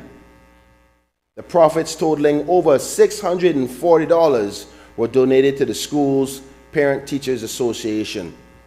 And I congratulate those young people. You're doing well. Overall, the initiative received overwhelming support from the cruise visitors, parents, and peers, making it a resounding success, and it's something I'm keen to see more of.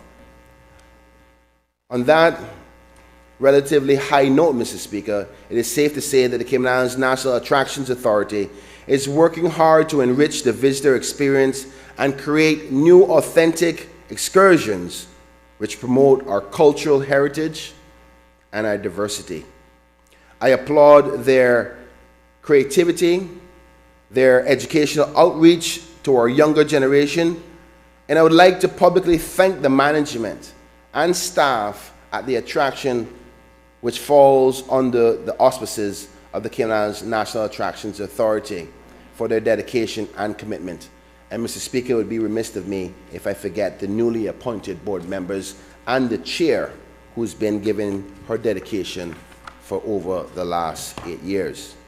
Mr. Speaker, that completes the statement for the Cayman Islands National Attractions Authority.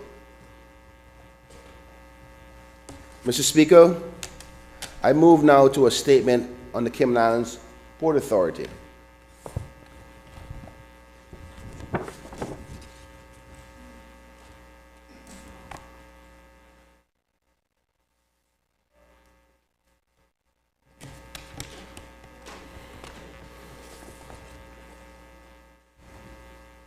Mr. Speaker,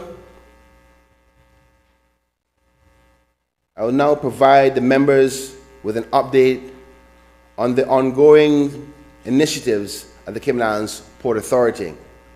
Firstly, I would like to commend the Port Authority for receiving a clean audit opinion for the year ending the 31st of December 2023 from the Office of the Auditor General.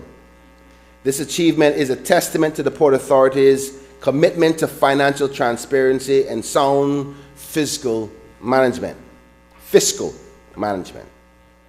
The Port Authority has also successfully maintained a healthy cash balance, ensuring its continued operational efficiency and capacity to support both cruise and cargo operations. Turning my attention now, Mr. Speaker, to the day-to-day operations. In February 2024, the ports in Grand Cayman and Cayman Brac faced structural damage due to a severe northwester, which I'm all sure we remember. However, thanks to the swift and effective response from the Port Authority's team, repairs were completed promptly, ensuring minimal operational delays. This fast turnaround highlights the Port Authority's dedication to maintaining operational integrity and its capability to handle unexpected challenges, Mr. Speaker. Recognizing the need for improved working conditions for its employees, the Port Authority is also reconfiguring the interior of the Seafarers Way location to create much needed additional office space. This reconfiguration will greatly improve the working environment for the dedicated Port Authority staff who work so hard, enabling them to perform their duties more efficiently. Looking ahead, Mr. Speaker, several key initiatives aimed at enhancing the cruise passenger experience and improving cargo handling capabilities are in various stages of completion. Starting first with the enhancements for the cruise sector. The installation of fencing and shading at the cruise terminals and the Seafarers Way sidewalk have proven to be a welcome development from our cruise passengers. This project, which has benefited from technical assistance provided by Disney Cruise Line, significantly improves the comfort and the overall experience of our cruise visitors, Mr. Speaker. By offering better protection from the elements coupled with upgraded safety measures, we are ensuring that our cruise arrivals have much more pleasant and memorable visit to Grand Cayman. And Mr. Speaker, I didn't say Cayman Islands there because we only have one way for cruises to get into our country. But hopefully, one day we'll be able to have cruises in our sister islands. While passenger comfort and the quality of the Cayman Islands experience is a priority, it is more important to note that during the first half of this year, the number of cruise passengers visiting our islands has consistently declined compared to the same period in 2023. This ongoing reduction is a serious concern, which, the longer it continues, will have an increasingly negative impact on our local economy and our predominantly Caymanian businesses that rely on this sector for their livelihoods. Mr. Speaker, every member in this House is aware that the cruise industry business model is dependent on bigger and bigger ships, which cruise lines will not tender. given the rate at which these new vessels are coming onto the market. I would conservatively estimate that within 3 to 5 years, the ships that currently call on the Cayman Islands will no longer be sailing the Caribbean seas. Instead, they will be replaced by newer, fancier, larger vessels for their next generation. This means, Mr. Speaker, that if the Cayman Islands want to continue and want to be included as a cruise destination into the future, again, the question of cruise berthing must be definitively addressed. There is simply no other option. Mr. Speaker, given that the port serves as both the main cruise terminal for passengers and the primary port of entry for imported goods, I'm pleased to report that an increase of 3.8% in cargo tonnage for the period of January to March of this year, totaling to 177,523 tons. I'm also pleased to note that the port staff, both in Grand Cayman and Cayman Brac, have displayed a renewed commitment to working together in both cruise and cargo, and I'm so proud of the staff there. They don't get enough recognition, but without them, we would not be able to survive. This is a testament to the solid leadership by the management and the board of directors, further strengthening the Port Authority's performance. But there's still room for better. Over the next 3 years, the Port Authority will continue to make significant investments in upgrading its container handling equipment to ensure that it can effectively meet the growing demands of our cargo operations and continue to support the economic needs of our islands, Mr. Speaker. Enhancements in the current cargo infrastructure, both at the dock and the cargo distribution center, are also ongoing and are a part of a larger initiative to eventually relocate the cargo port to a suitable location outside of the center of Georgetown. With the population of the Cayman Islands growing exponentially, the volume of cargo surging in response, increased demands continue to be placed on the port's infrastructure. And Mr. Speaker, you would hear a couple of the context of this with the updates as to the port project meetings that will be happening soon. So forgive, Mr. Speaker, if there's any level of repetition. Moreover, the port facility in Georgetown is approaching the end of its functional lifespan, and as it stands, the current infrastructure is unable to support the project increase in cargo volumes required to sustain our island's growing population over the next decade. Given these challenges, it is evident that a long-term solution is necessary, and consequently, the relocation of the cargo operation to a new dedicated facility outside of the center of Georgetown has become a strategic imperative. Such a move would not only elevate the operational inefficiencies currently being faced, but would also provide a sustainable pathway for accommodating the increasing cargo volumes essential for the Cayman Islands' continued growth and prosperity. Throughout this year, the consultants have been diligently working with the Port Authority Board to identify a suitable location outside the center of Georgetown to develop the new cargo port, as you heard me say earlier, Mr. Speaker, and as the media will most likely highlight in their news articles about these meetings, I encourage members to come out and have your say as per the consultation to that discussion. Mr. Speaker, in conclusion, I trust that you will agree with me that the ambitious initiatives that I have outlined not only support the sustainable growth of our cargo operations, but speak to our island's commitment to excellence and innovation. These initiatives also serve to highlight the Ministry of Tourism and Ports' strategic vision and proactive approach to planning our country's future amidst the backdrop of continued growth and development. Mr. Speaker, that concludes the update on the Port Authority of the Cayman Islands. Thank you, Honorable Minister. I'm sure you You found one of my speeches in the ministry there.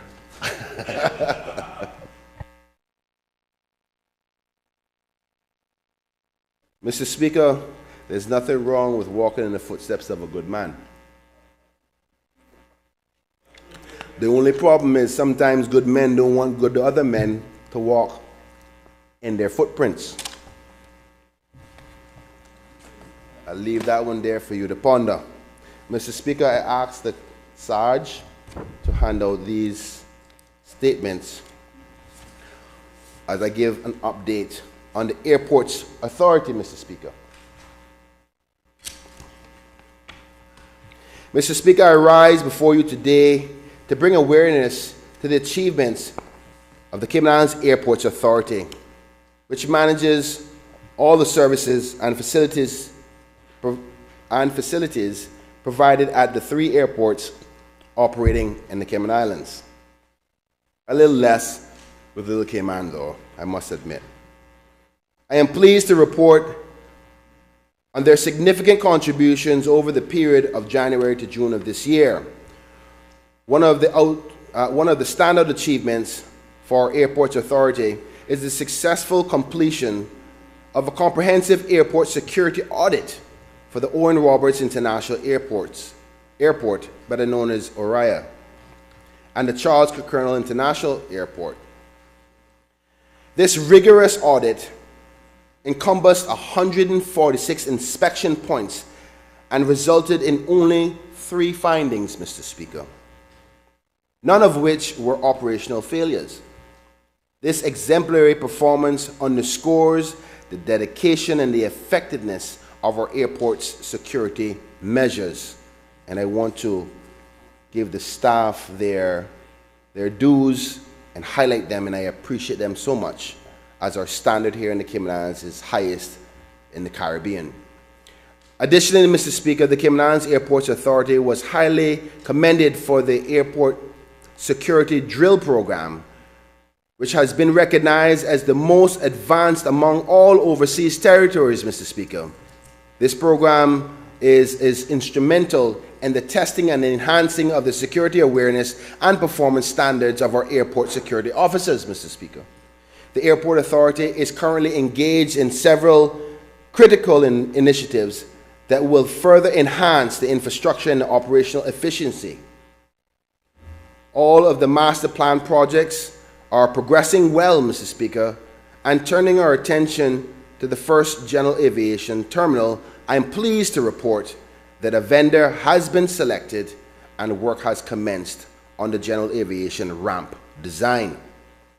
Additionally, 2 requests for proposals, better known as RFPs, Mr. Speaker, have been published, one for the air traffic management / surveillance project, and the other for the construction of the associated approach module building. These advancements are crucial for the modernizing of our air traffic management capabilities and ensuring safe and effective operations.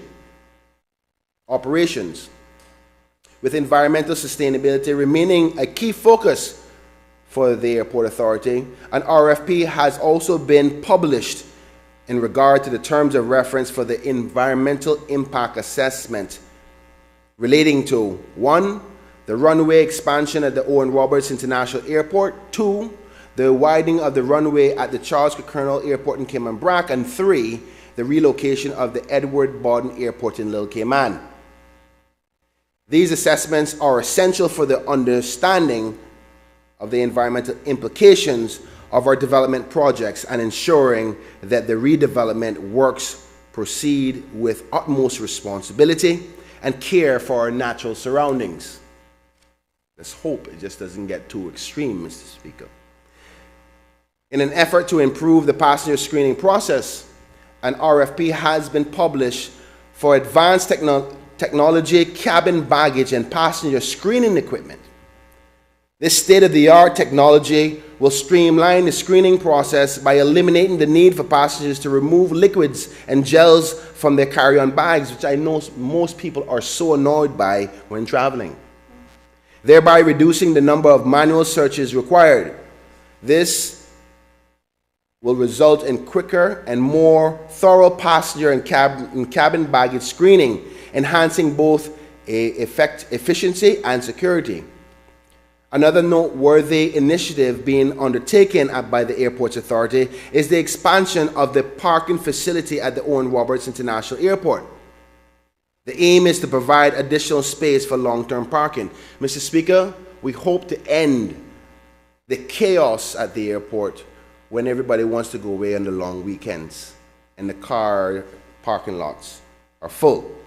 As members may be aware, the long-term car park frequently is filled to capacity, especially during the public holidays and peak travel periods.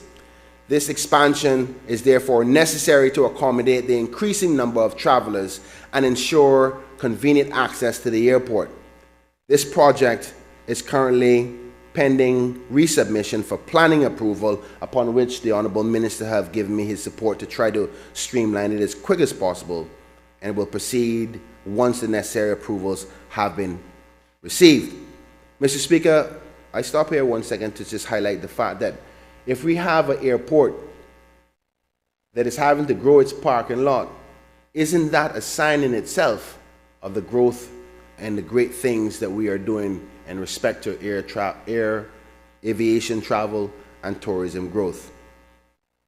With passenger comfort and convenience always at the forefront, Mr. Speaker, in response to negative feedback about our poor Wi-Fi coverage at the Owen Roberts International Airport, the Airport Authority has successfully revamped and upgraded the free Wi-Fi service when you go and travel.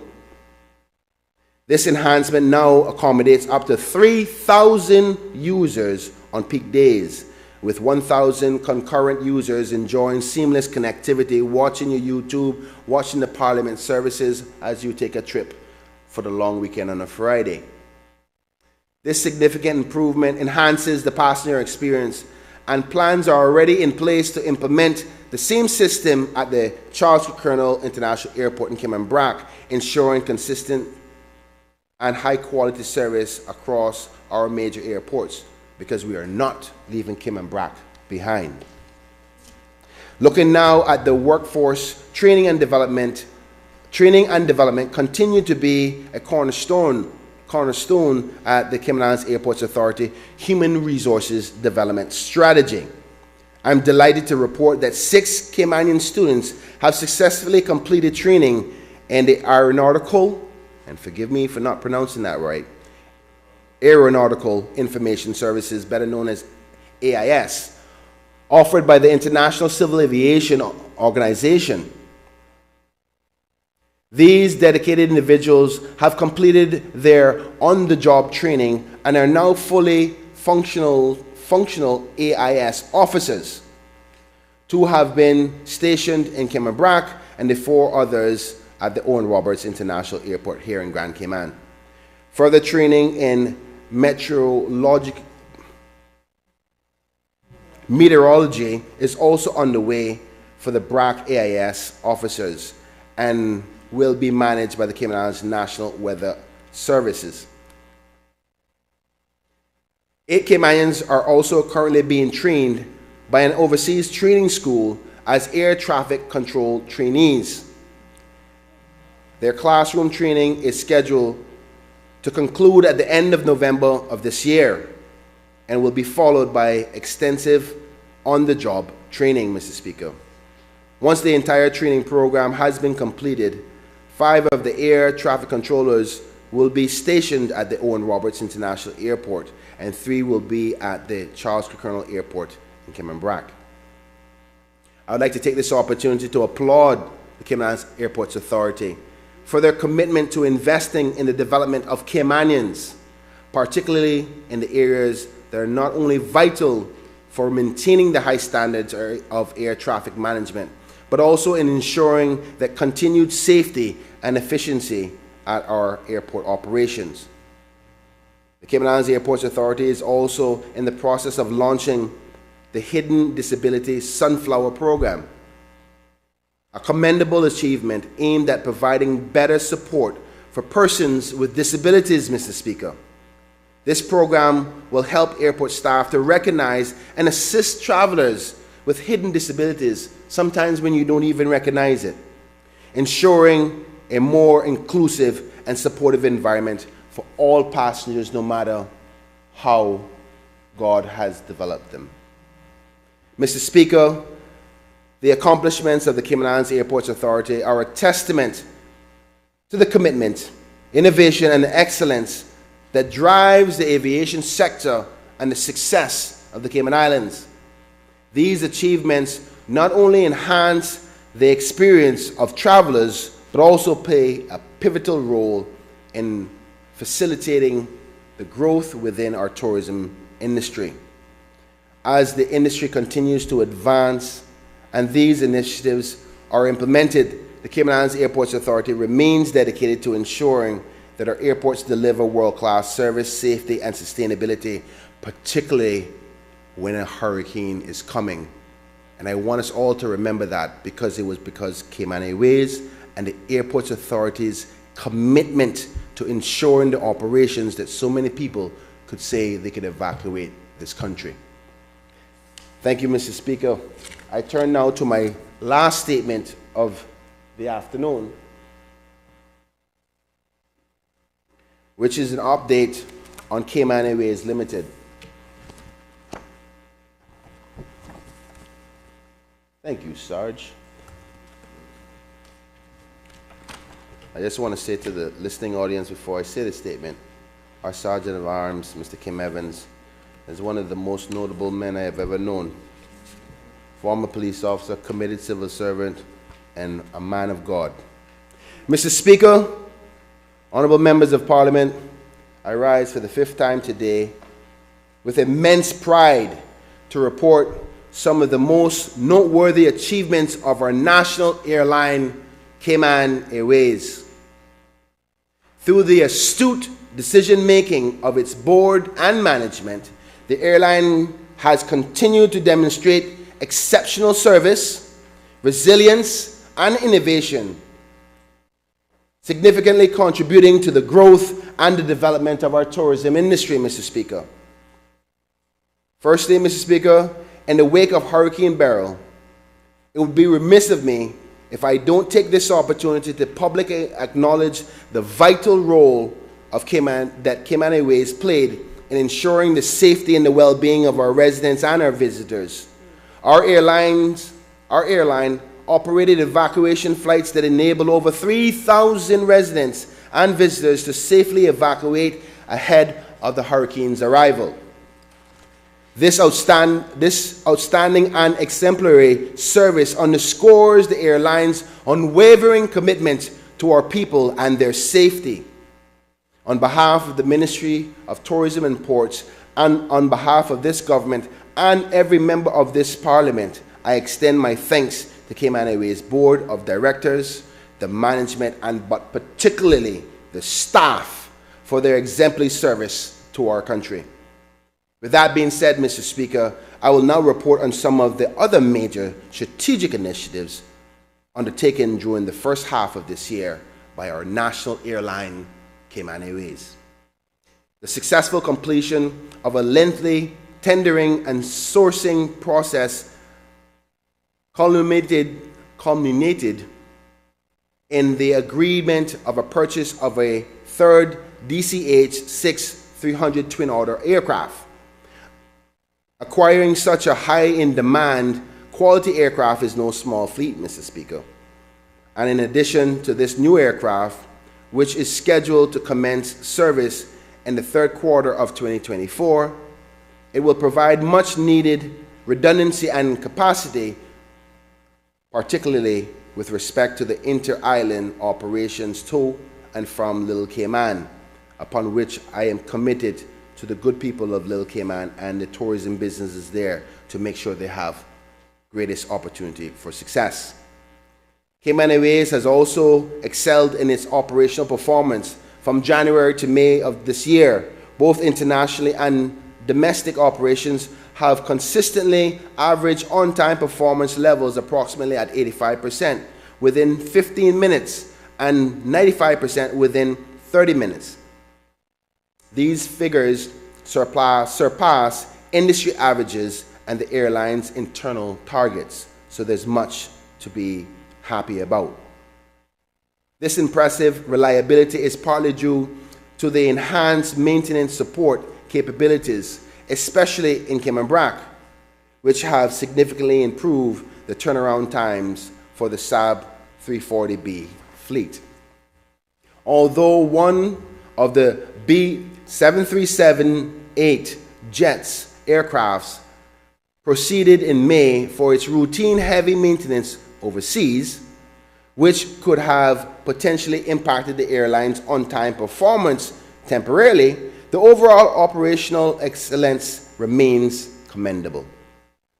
At the operational level, Cayman Airways is currently undertaking several critical initiatives aimed at further enhancing its operations and services. The integration of the third twin auto and the ongoing fleet instrumentation upgrade project are key undertakings. This project involves overhauling and configuring the newly acquired aircraft to meet the airline specifications, integrating it into their maintenance and operational programs, and upgrading the old analog instruments with new modern digital features. This upgrade will not only increase the aircraft's value and reliability, but also ensure maintainability, given the original analog instruments is now obsolete, making it very difficult to source new or overhauled parts when needed. With respect to servicing its Jamaica route, Cayman Airways has for some time been seeking authorization from Jamaica Civil Aviation and the government. Let me start that over, Mr. Speaker. With respect to servicing its Jamaica route, Cayman Airways has, and for some time now, been seeking the authorization from the Jamaican Civil Aviation and the government to reintroduce what is known as the triangular flights effect, which combine the Kingston with Montego Bay. If approved, this would result in a year-round service to Montego Bay instead of the current seasonal service. It would perhaps be useful for me to explain to members that Montego Bay and Kingston combination flights had to be discontinued some time ago when Jamaica authorities introduced some new security requirements for flights between those two destinations, effectively prohibiting Cayman Airways from the triangular operations. And I think, Mr. Speaker, it was due to the COVID period whereby they were trying to keep the COVID spread within particular parishes. However, the airline has been seeking an exemption or a variation to those security requirements on the premise that Cayman Airways is confident that it can mitigate any risk associated within the areas of concern from the Jamaican authorities. Cayman Airways remains optimistic that the variation can be approved. There is a little bit of politics there, but I will leave it there until we get further word. I know we have a strong working relationship from Cayman to Jamaica, so we hope for the best that will allow us to provide quicker and easier service for the many Caymanians who have family in Jamaica and the many residents who travel home who live here. Mr. Speaker, running an airline with 3 different types of aircrafts presents unique challenges, as you will imagine. I'm therefore pleased to advise that a comprehensive study is currently underway to review all possible options for replacing the SAB 340 aircraft. The study is being conducted by a competitively selected consultancy firm and aims to recommend the best replacement option with realistic timelines for the fleet enhancement program based on the airline's capability and resources constraints, as you heard me answer to some of the parliamentary questions in the earlier sitting of this House. The goal is to select an aircraft that would be suitable for the future development and operations for Little Cayman, ultimately streamlining the airline's operation by reducing Cayman Airways' fleet from 3 types to 2. Mr. Speaker, another significant ongoing initiative is the orderly winding down of the Cayman Airways service to Barbados. In accordance with the request from the Barbados Tourism Marketing Incorporated, this service, which concluded earlier this month, has generated approximately $4 million in revenue with profit margins of 25% net of all associated costs. Mr. Speaker, you will remember in my debate last night how heated I was about the loss of that opportunity, so I dare not repeat it.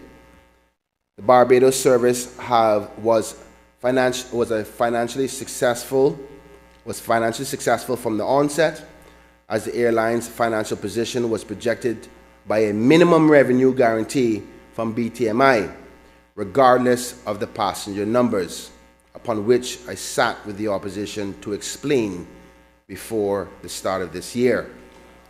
It is crucial to note that the days and times of the operations for Barbados flights were ones where the airline had no excess capacity, had a lot of excess capacity, and therefore there were risk-free endeavor did not inhibit the Cayman Airways operations in any way.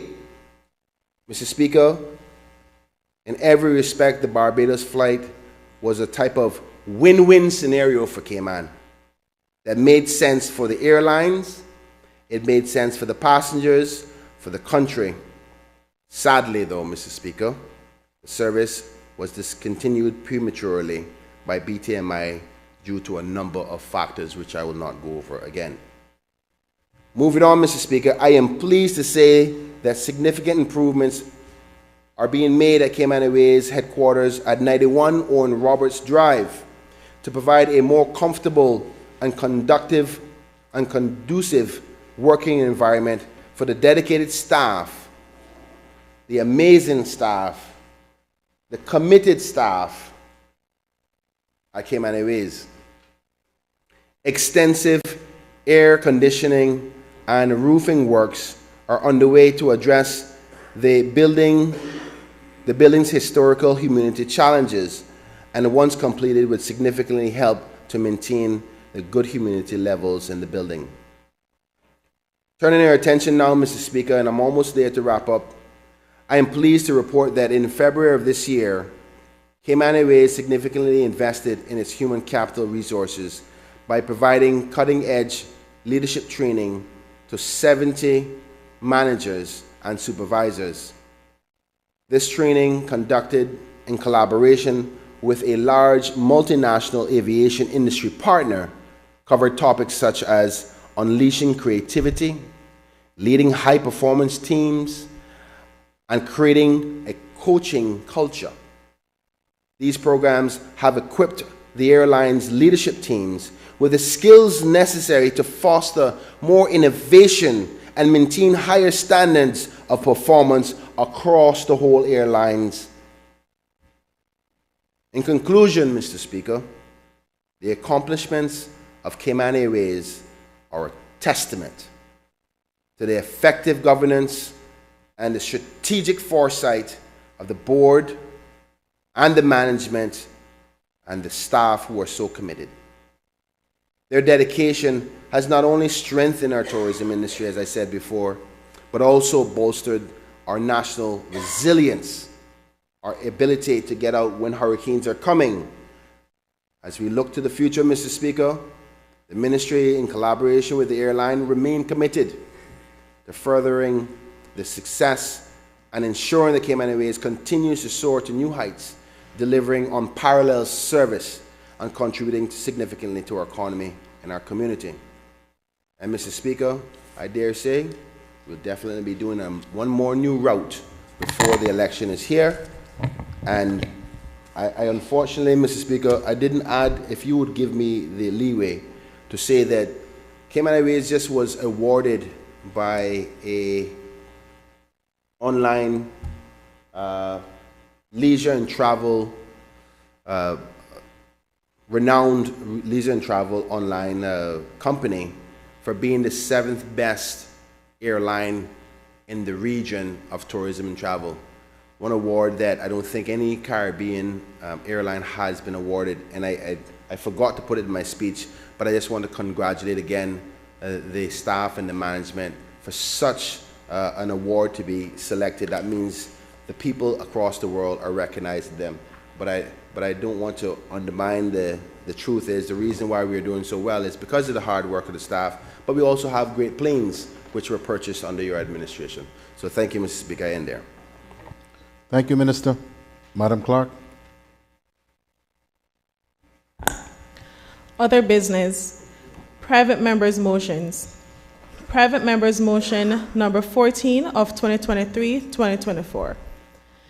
Motion on higher standard of banks' duty of fairness to customers. To be moved by the Honorable Leader of Opposition, elected member for Georgetown East, and seconded by the elected member for Georgetown North.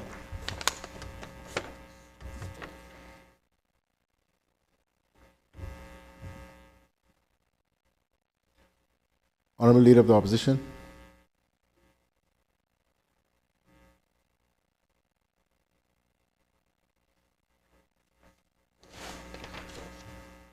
Thank you, Mr. Speaker. Mr. Speaker, I rise to present private members' motion number 14 of 2023-2024, entitled Higher Standard of Banks' Duty of Fairness to Customers. And it reads, whereas during years of historic low interest lending rates, banks increased their banking fees to the public to improve profitability, and whereas the Cayman Islands Bank's prime lending rate has risen 11 times since March 2022 to levels not seen for about 20 years, significantly improving the bank's profitability. And whereas with increases to lending rates, local banks have drastically raised the loan repayment amounts on borrowers who are already struggling with the current cost of living crisis, making their financial situation even more challenging. And whereas notwithstanding the agreement by Cayman Islands retail banks to establish a temporary 30-day notice period before increasing mortgage interest rates, this commitment was only for a year, ending in June this year, and did nothing to assist borrowers unable to afford significantly increased mortgage payments, putting family homes at risk of foreclosure. And whereas we understand that some borrowers are now seeking assistance from the NAU or from government when they cannot afford mortgage payments, and whereas Section 14 of the Cayman Islands Bankers Association Voluntary Banking Code recognizes the need for banks to consider cases of financial difficulty sympathetically and positively, including exploring options for alternative repayment arrangements for those in financial trouble. And whereas the United Kingdom government in 2023 imposed a new consumer duty on banks, requiring them to act to deliver good outcomes for retail customers that set higher standards of consumer protection, including for loan foreclosure. And whereas the Law Reform Commission had previously initiated a public consultation to consider a new registered land amendment bill based on work carried out by them regarding the need to reform the foreclosure process. And whereas following their review and consultation, the Law Reform Commission produced recommended amendments to the Registered Land Act, which sought to streamline the provision regarding the charge of land to provide for a lending and pre-action protocol and for incidental and connected purposes, and so better protect borrowers. Be it therefore resolved that government consider requiring local banks to implement a mandatory updated banking code of practice using the UK's banking consumer duty rules as a guide to ensure bank customers' best interests are adequately considered in banks' decisions. And be it further resolved that if the banks are unwilling to enter into such sufficiently robust updated such a sufficiently robust updated banking code of practice, the government should consider preparing legislation to provide for a higher standard of banks' duties to customers using the UK's banking consumer duty rules as a guide. And be it further resolved that the government considers urgently reviewing and bringing forward an update to the draft amendments to the Registered Land Act proposed by the Law Reform Commission based on their review of useful reforms of how the law to deal with the enforcement of mortgage-type security over real estate. And be it further resolved that the government considers requesting CEMA to review and report back to the Parliament by the end of this calendar year on the fairness of fees charged by retail banks and the fairness of interest rates paid on savings and other deposit accounts, ensuring that these rates and fees are fair and equitable for all customers. Is there a seconder? Mr. Speaker, I rise to second the motion. The motion has been duly moved and seconded. Does the Honourable Leader of the Opposition wish to speak thereto?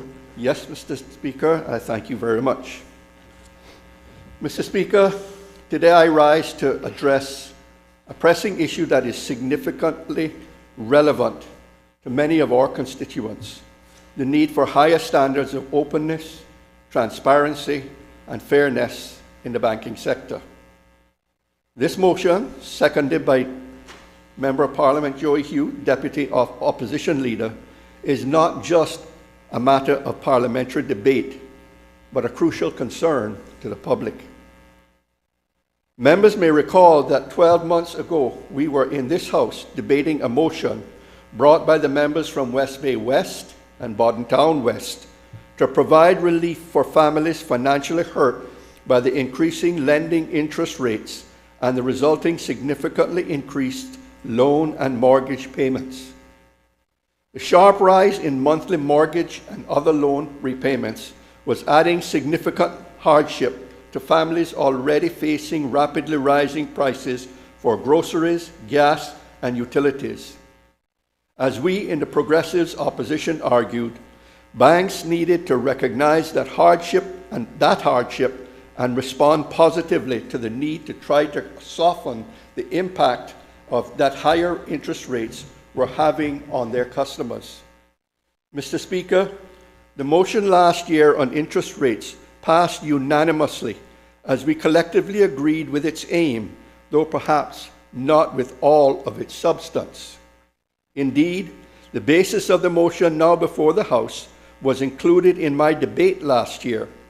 The points I made then were significant enough that I wrote to the then Premier, reminding him of the points I raised during that debate and asked him to consider them as he looked to implement this Parliament's will as expressed in the unanimous support given to the interest rates motion.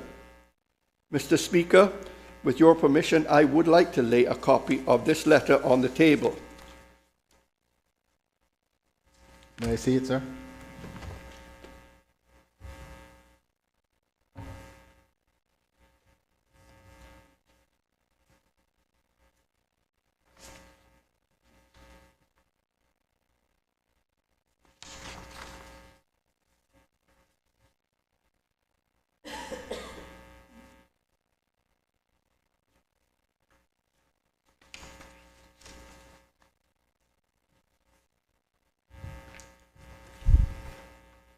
Please lay it.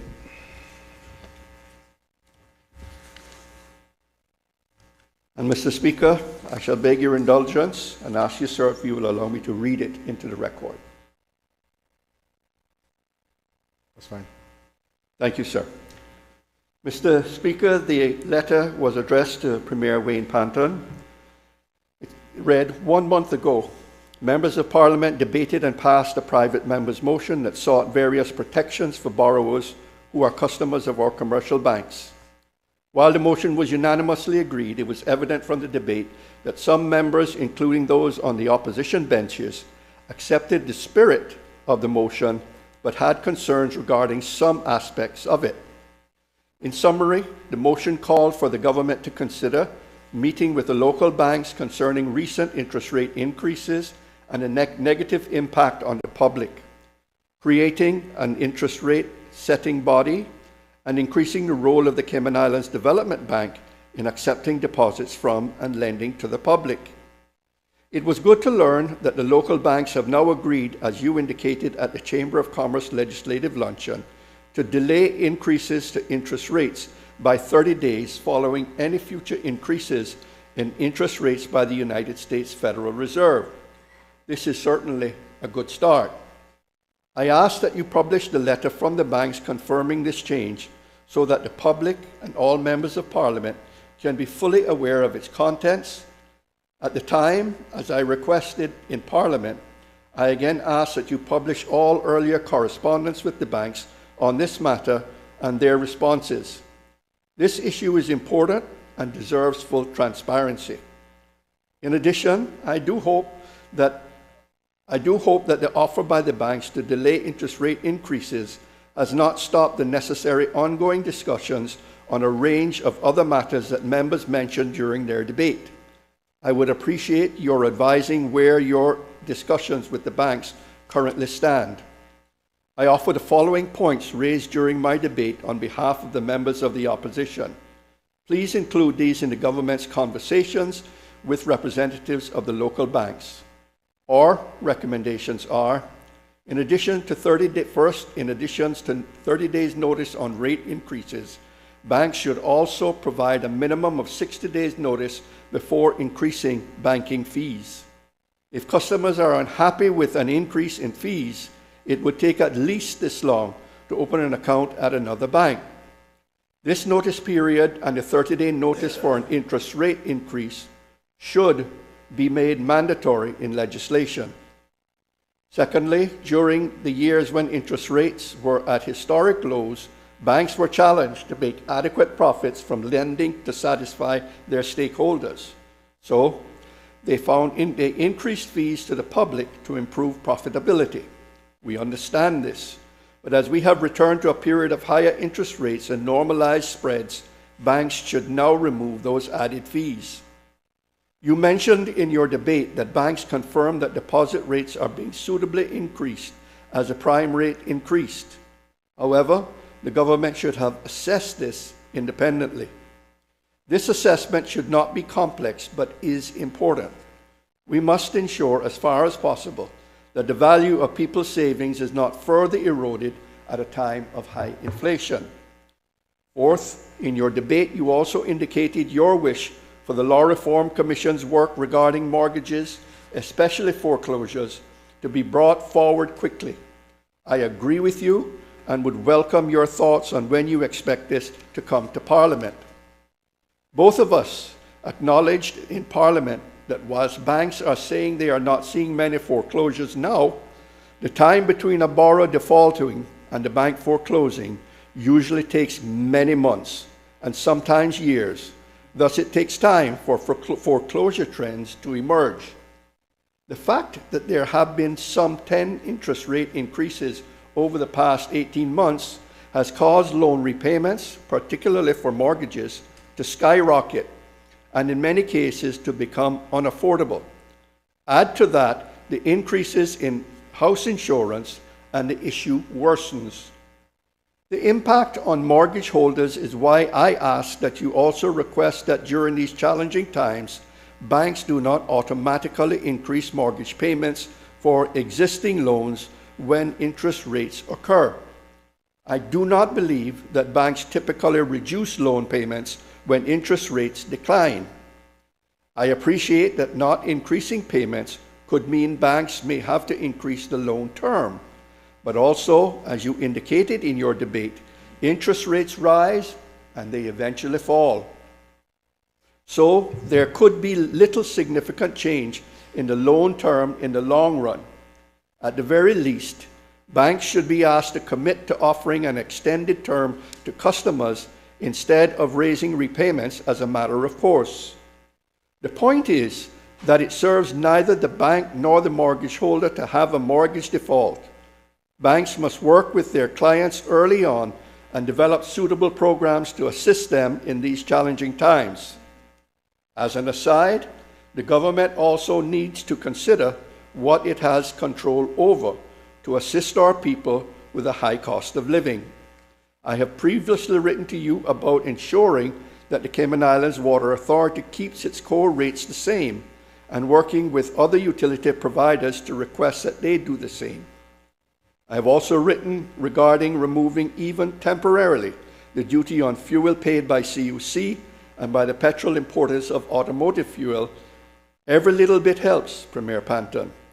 And of course, a topic that I will continue to mention is for the government to implement the private members' motion brought by the members for Georgetown West and Georgetown South to reduce the stamp duty for all Caymanians buying property, particularly first-time Caymanians property buyers. All parliamentarians passed this motion unanimously, yet it has languished with no action taken for over a year.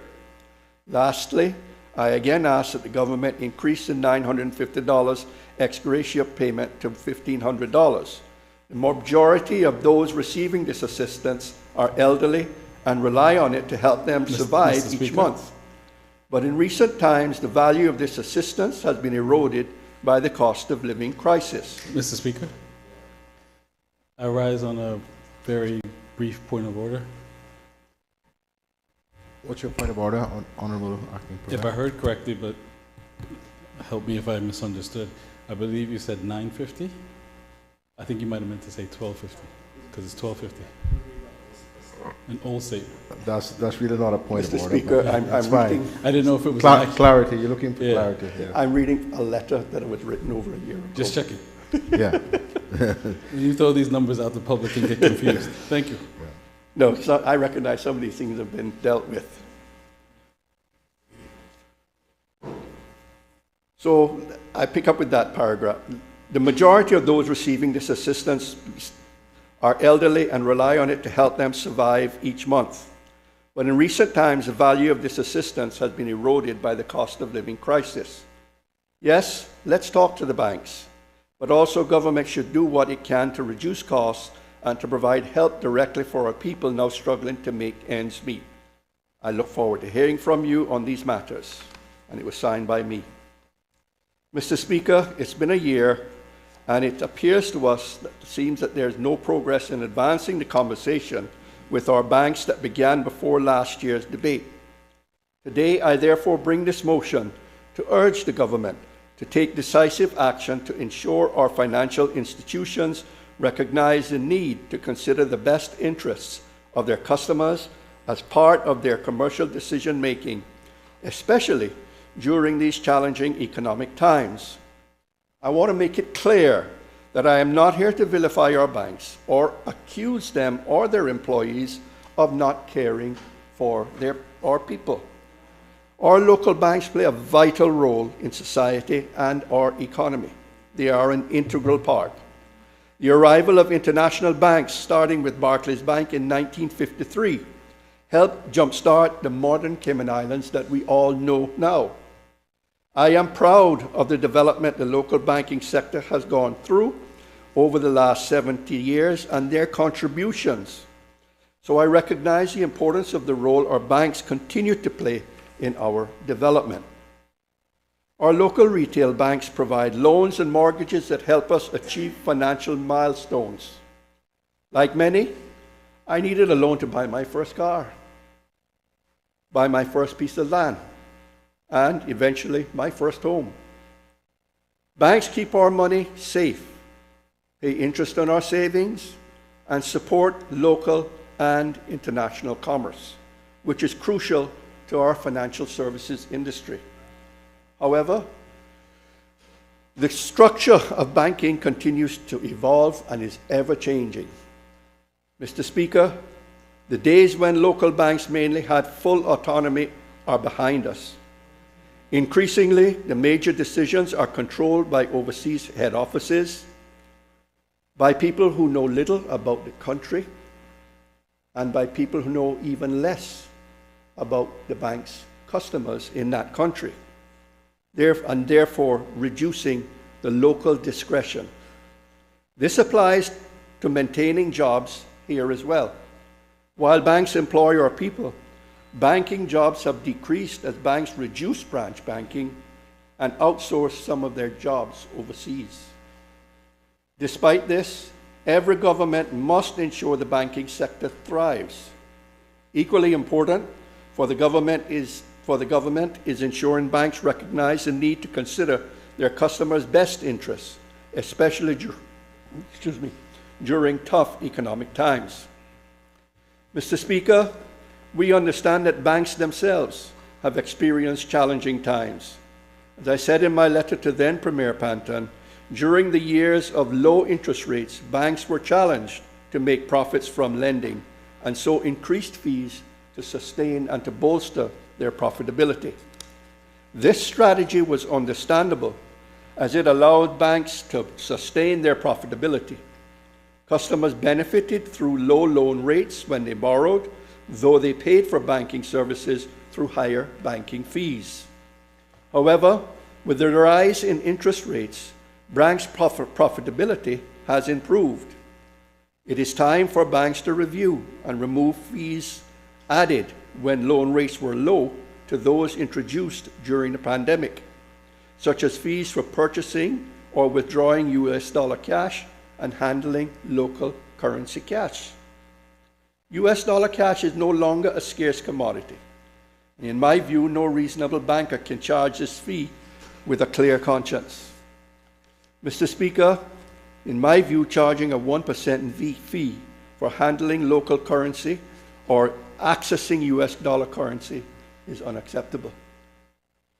Retail banks are deposit-taking institutions. It is their role to accept cash and checks from customers making deposits into their accounts. We still live in a society where local currency cash is legal tender, and many people use cash. Therefore, businesses accept cash.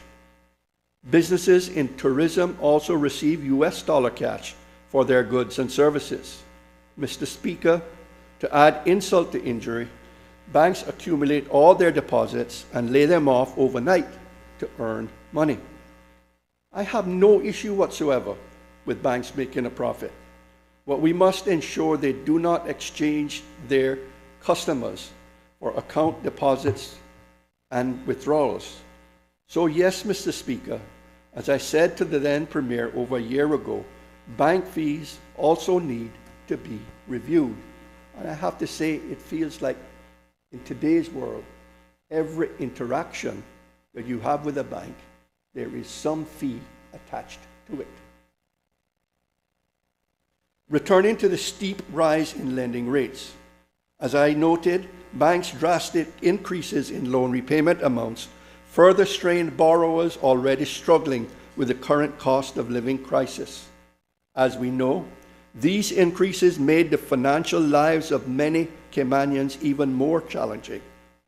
The response by banks after public pressure, including the motion on interest rates in this House a year ago, was to offer a 30-day notice period before increasing mortgage rate interest rates. This 12-month commitment ended in June and did little to assist borrowers who could not afford the significantly increased mortgage payments. It delayed the pain, but the pain came anyway, putting many families' homes at a risk of foreclosure as their mortgage was no longer affordable. Whilst the bank said last year that they did not see any increased mortgage defaults, and they say the same now, we know that defaults and foreclosures take time to materialize. Recently, Mr. Speaker, it has come to our attention that some mortgage holders may have had to seek assistance from the NAU to pay their bills because through no fault of their own, they could no longer afford the increased mortgage payments and buy groceries and pay for utilities. If the NAU is assisting these families, and the government can say whether it is true or not, but we have definitely heard it, then this indicates that action is required to better protect families with mortgages. So perhaps defaults and foreclosures are less evident because of government assistance. But how long, if it is taking place, can that assistance reasonably last? That cannot be acceptable, nor is it sustainable. It may also be possible, Mr. Speaker, as the banks have also said, that borrowers are being assisted by having fixed-rate loans. Customers having the option of fixed-rate mortgages is undoubtedly a good thing, and I commend, especially in a rising interest rate environment, and I commend banks for offering this option. However, these customers' mortgage payments will likely increase when the fixed-rate facility expires. Then the financial pain will bite them, and it will start. And I have to say, Mr. Speaker, while the banks are giving fixed-rate mortgages, those fixed rates only last for a few number of years. I've seen anywhere from 2 to 5 years. I haven't seen it over 5 years. Banks also state that they work closely with customers in good times and bad. If good customers are having financial difficulty, they will work individually with them to explore possible solutions and loan restructuring to provide support during challenging time. That may be the case, but why then are we hearing about customers needing NAU assistance? Why are we still hearing about people struggling with mortgages they can barely afford? There remains an issue that needs attention.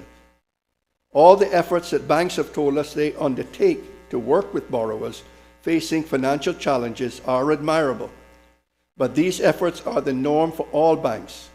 If these efforts are the norm for all banks, then this motion seeking a higher duty of care to banks' customers should not be something that banks would object to. Mr. Speaker, Section 14 of the Cayman Islands Bankers Association Voluntary Banking Code calls for banks to sympathetically and positively consider cases of financial difficulty. However, this is a voluntary code. I question whether customers are even aware of their rights. When opening an account, are customers provided with a summary or a copy of the bank's code of conduct? It was not evident when I last checked the bank's websites on local social or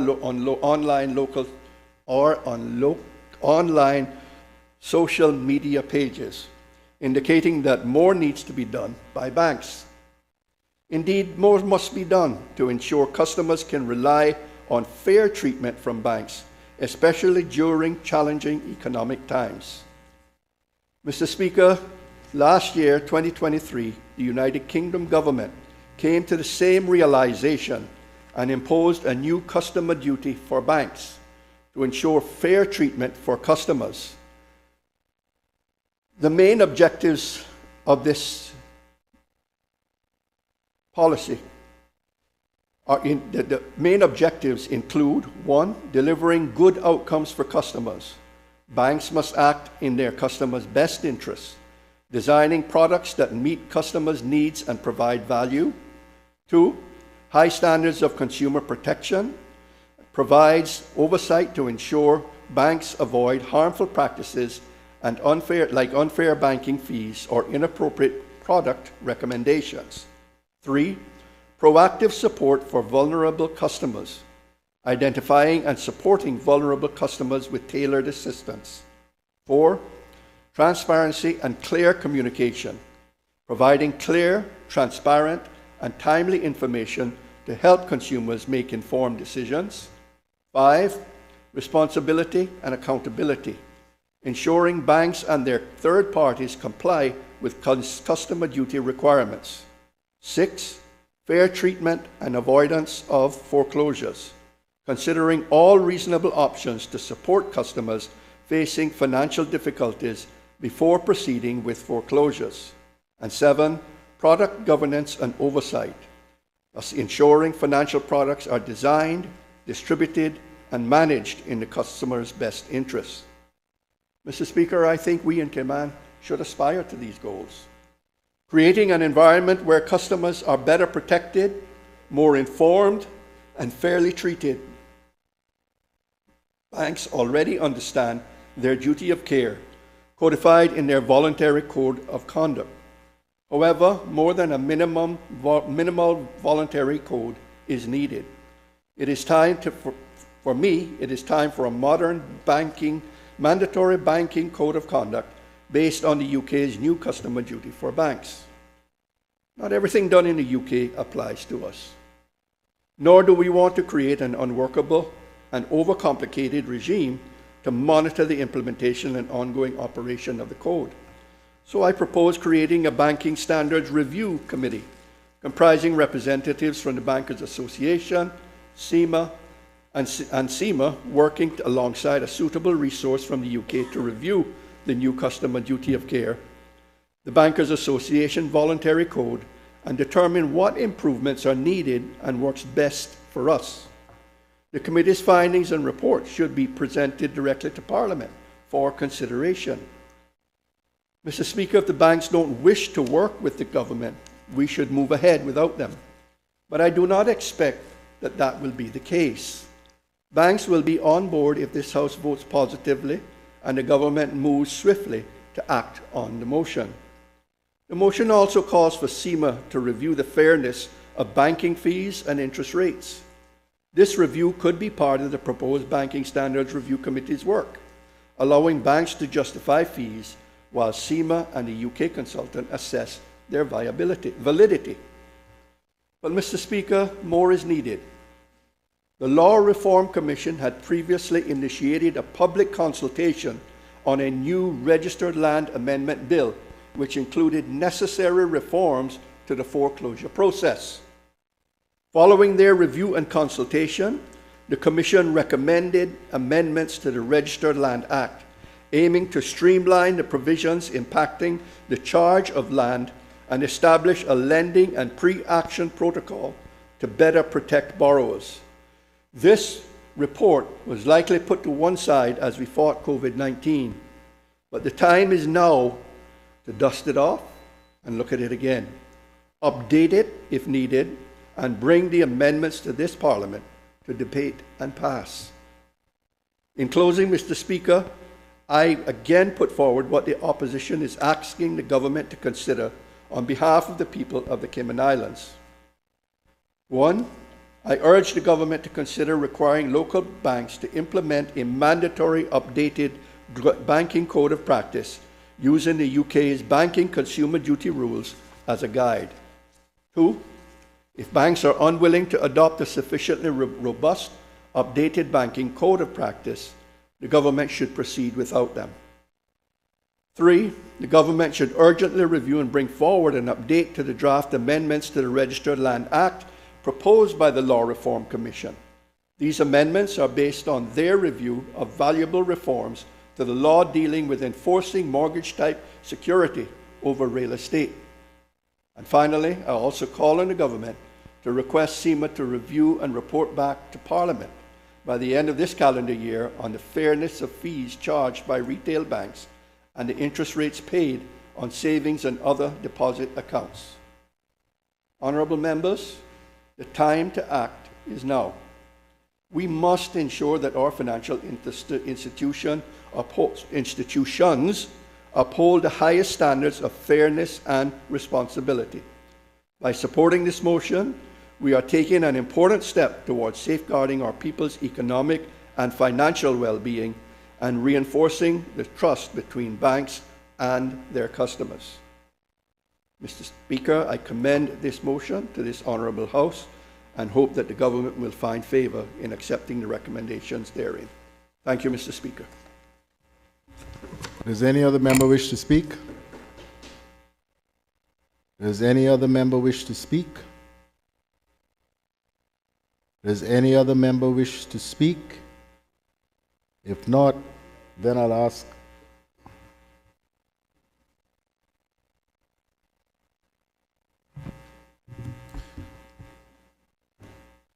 Thank you, Mr. Speaker.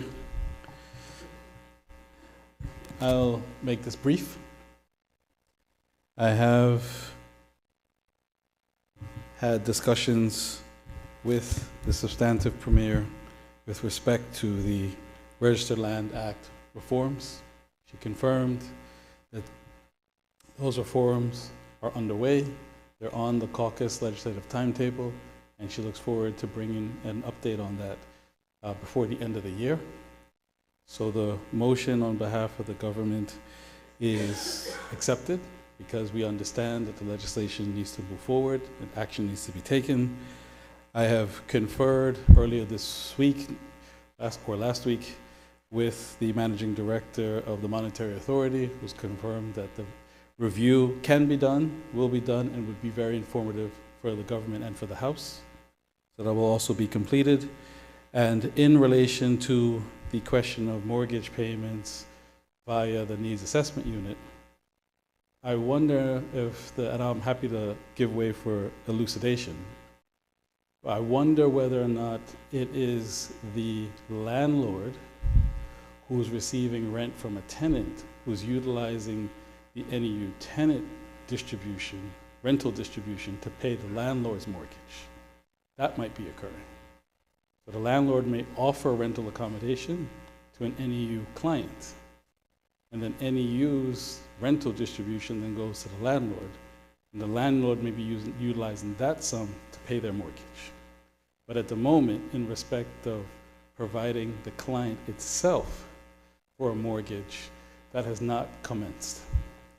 It was part of a discussion when we were updating the Financial Assistance Act, because it was a question that came out of the consultation, whether or not it's something the government should consider and put into regulations in the future. But the result of the consultation at the time, and this still holds, is that that's not something easily to facilitate, because it would have major implications and need to have discussions with the banks, because not all mortgages are the same. There are different time periods, different rates. It would fluctuate. It would be very difficult to budget. So it was an interesting question and a valid question, but not necessarily one to have tackled when we were introducing this new legislation. But to the extent, and this has probably been happening for years, that a landlord who has an NU client as a tenant is utilizing that funds to pay the bank the mortgage that probably is and is ongoing. So with that in mind, I don't want to belabor the point, because as far as the government can see, we're working on some of the matters and undertake other matters, so there's no point to drag out the debate.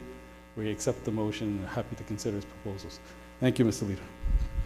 And apologies for standing late. I just need to double check that point with the NEU director. Thank you, Mr. Speaker. Does any other member wish to speak? Member from Bontown West. Yeah, Mr. Speaker.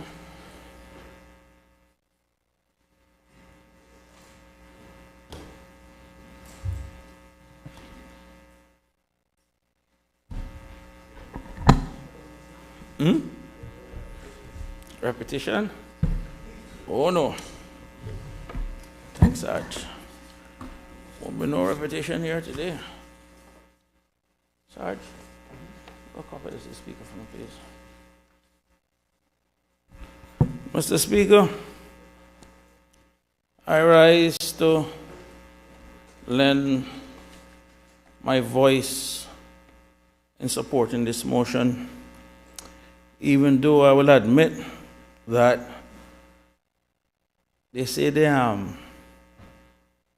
more things change, the more they remain the same.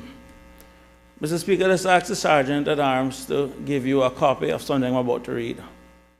You may recall, Mr. Speaker, it was a motion that was filed in August 2017, roughly 7 years ago. And the motion reads as follows. It was a motion on banking reform. Honorable member. Yes, sir.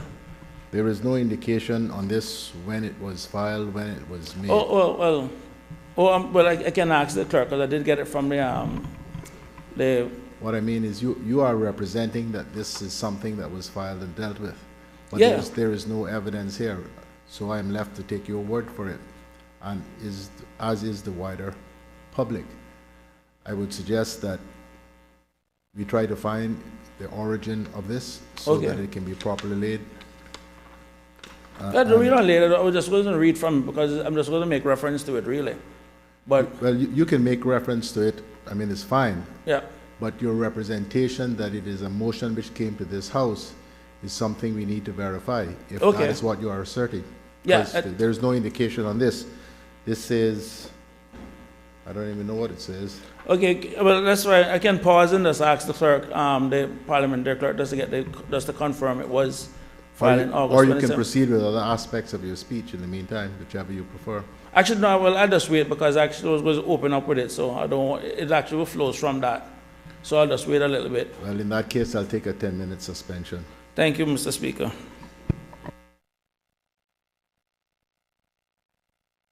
Back at 10 minutes past 3 by that clock.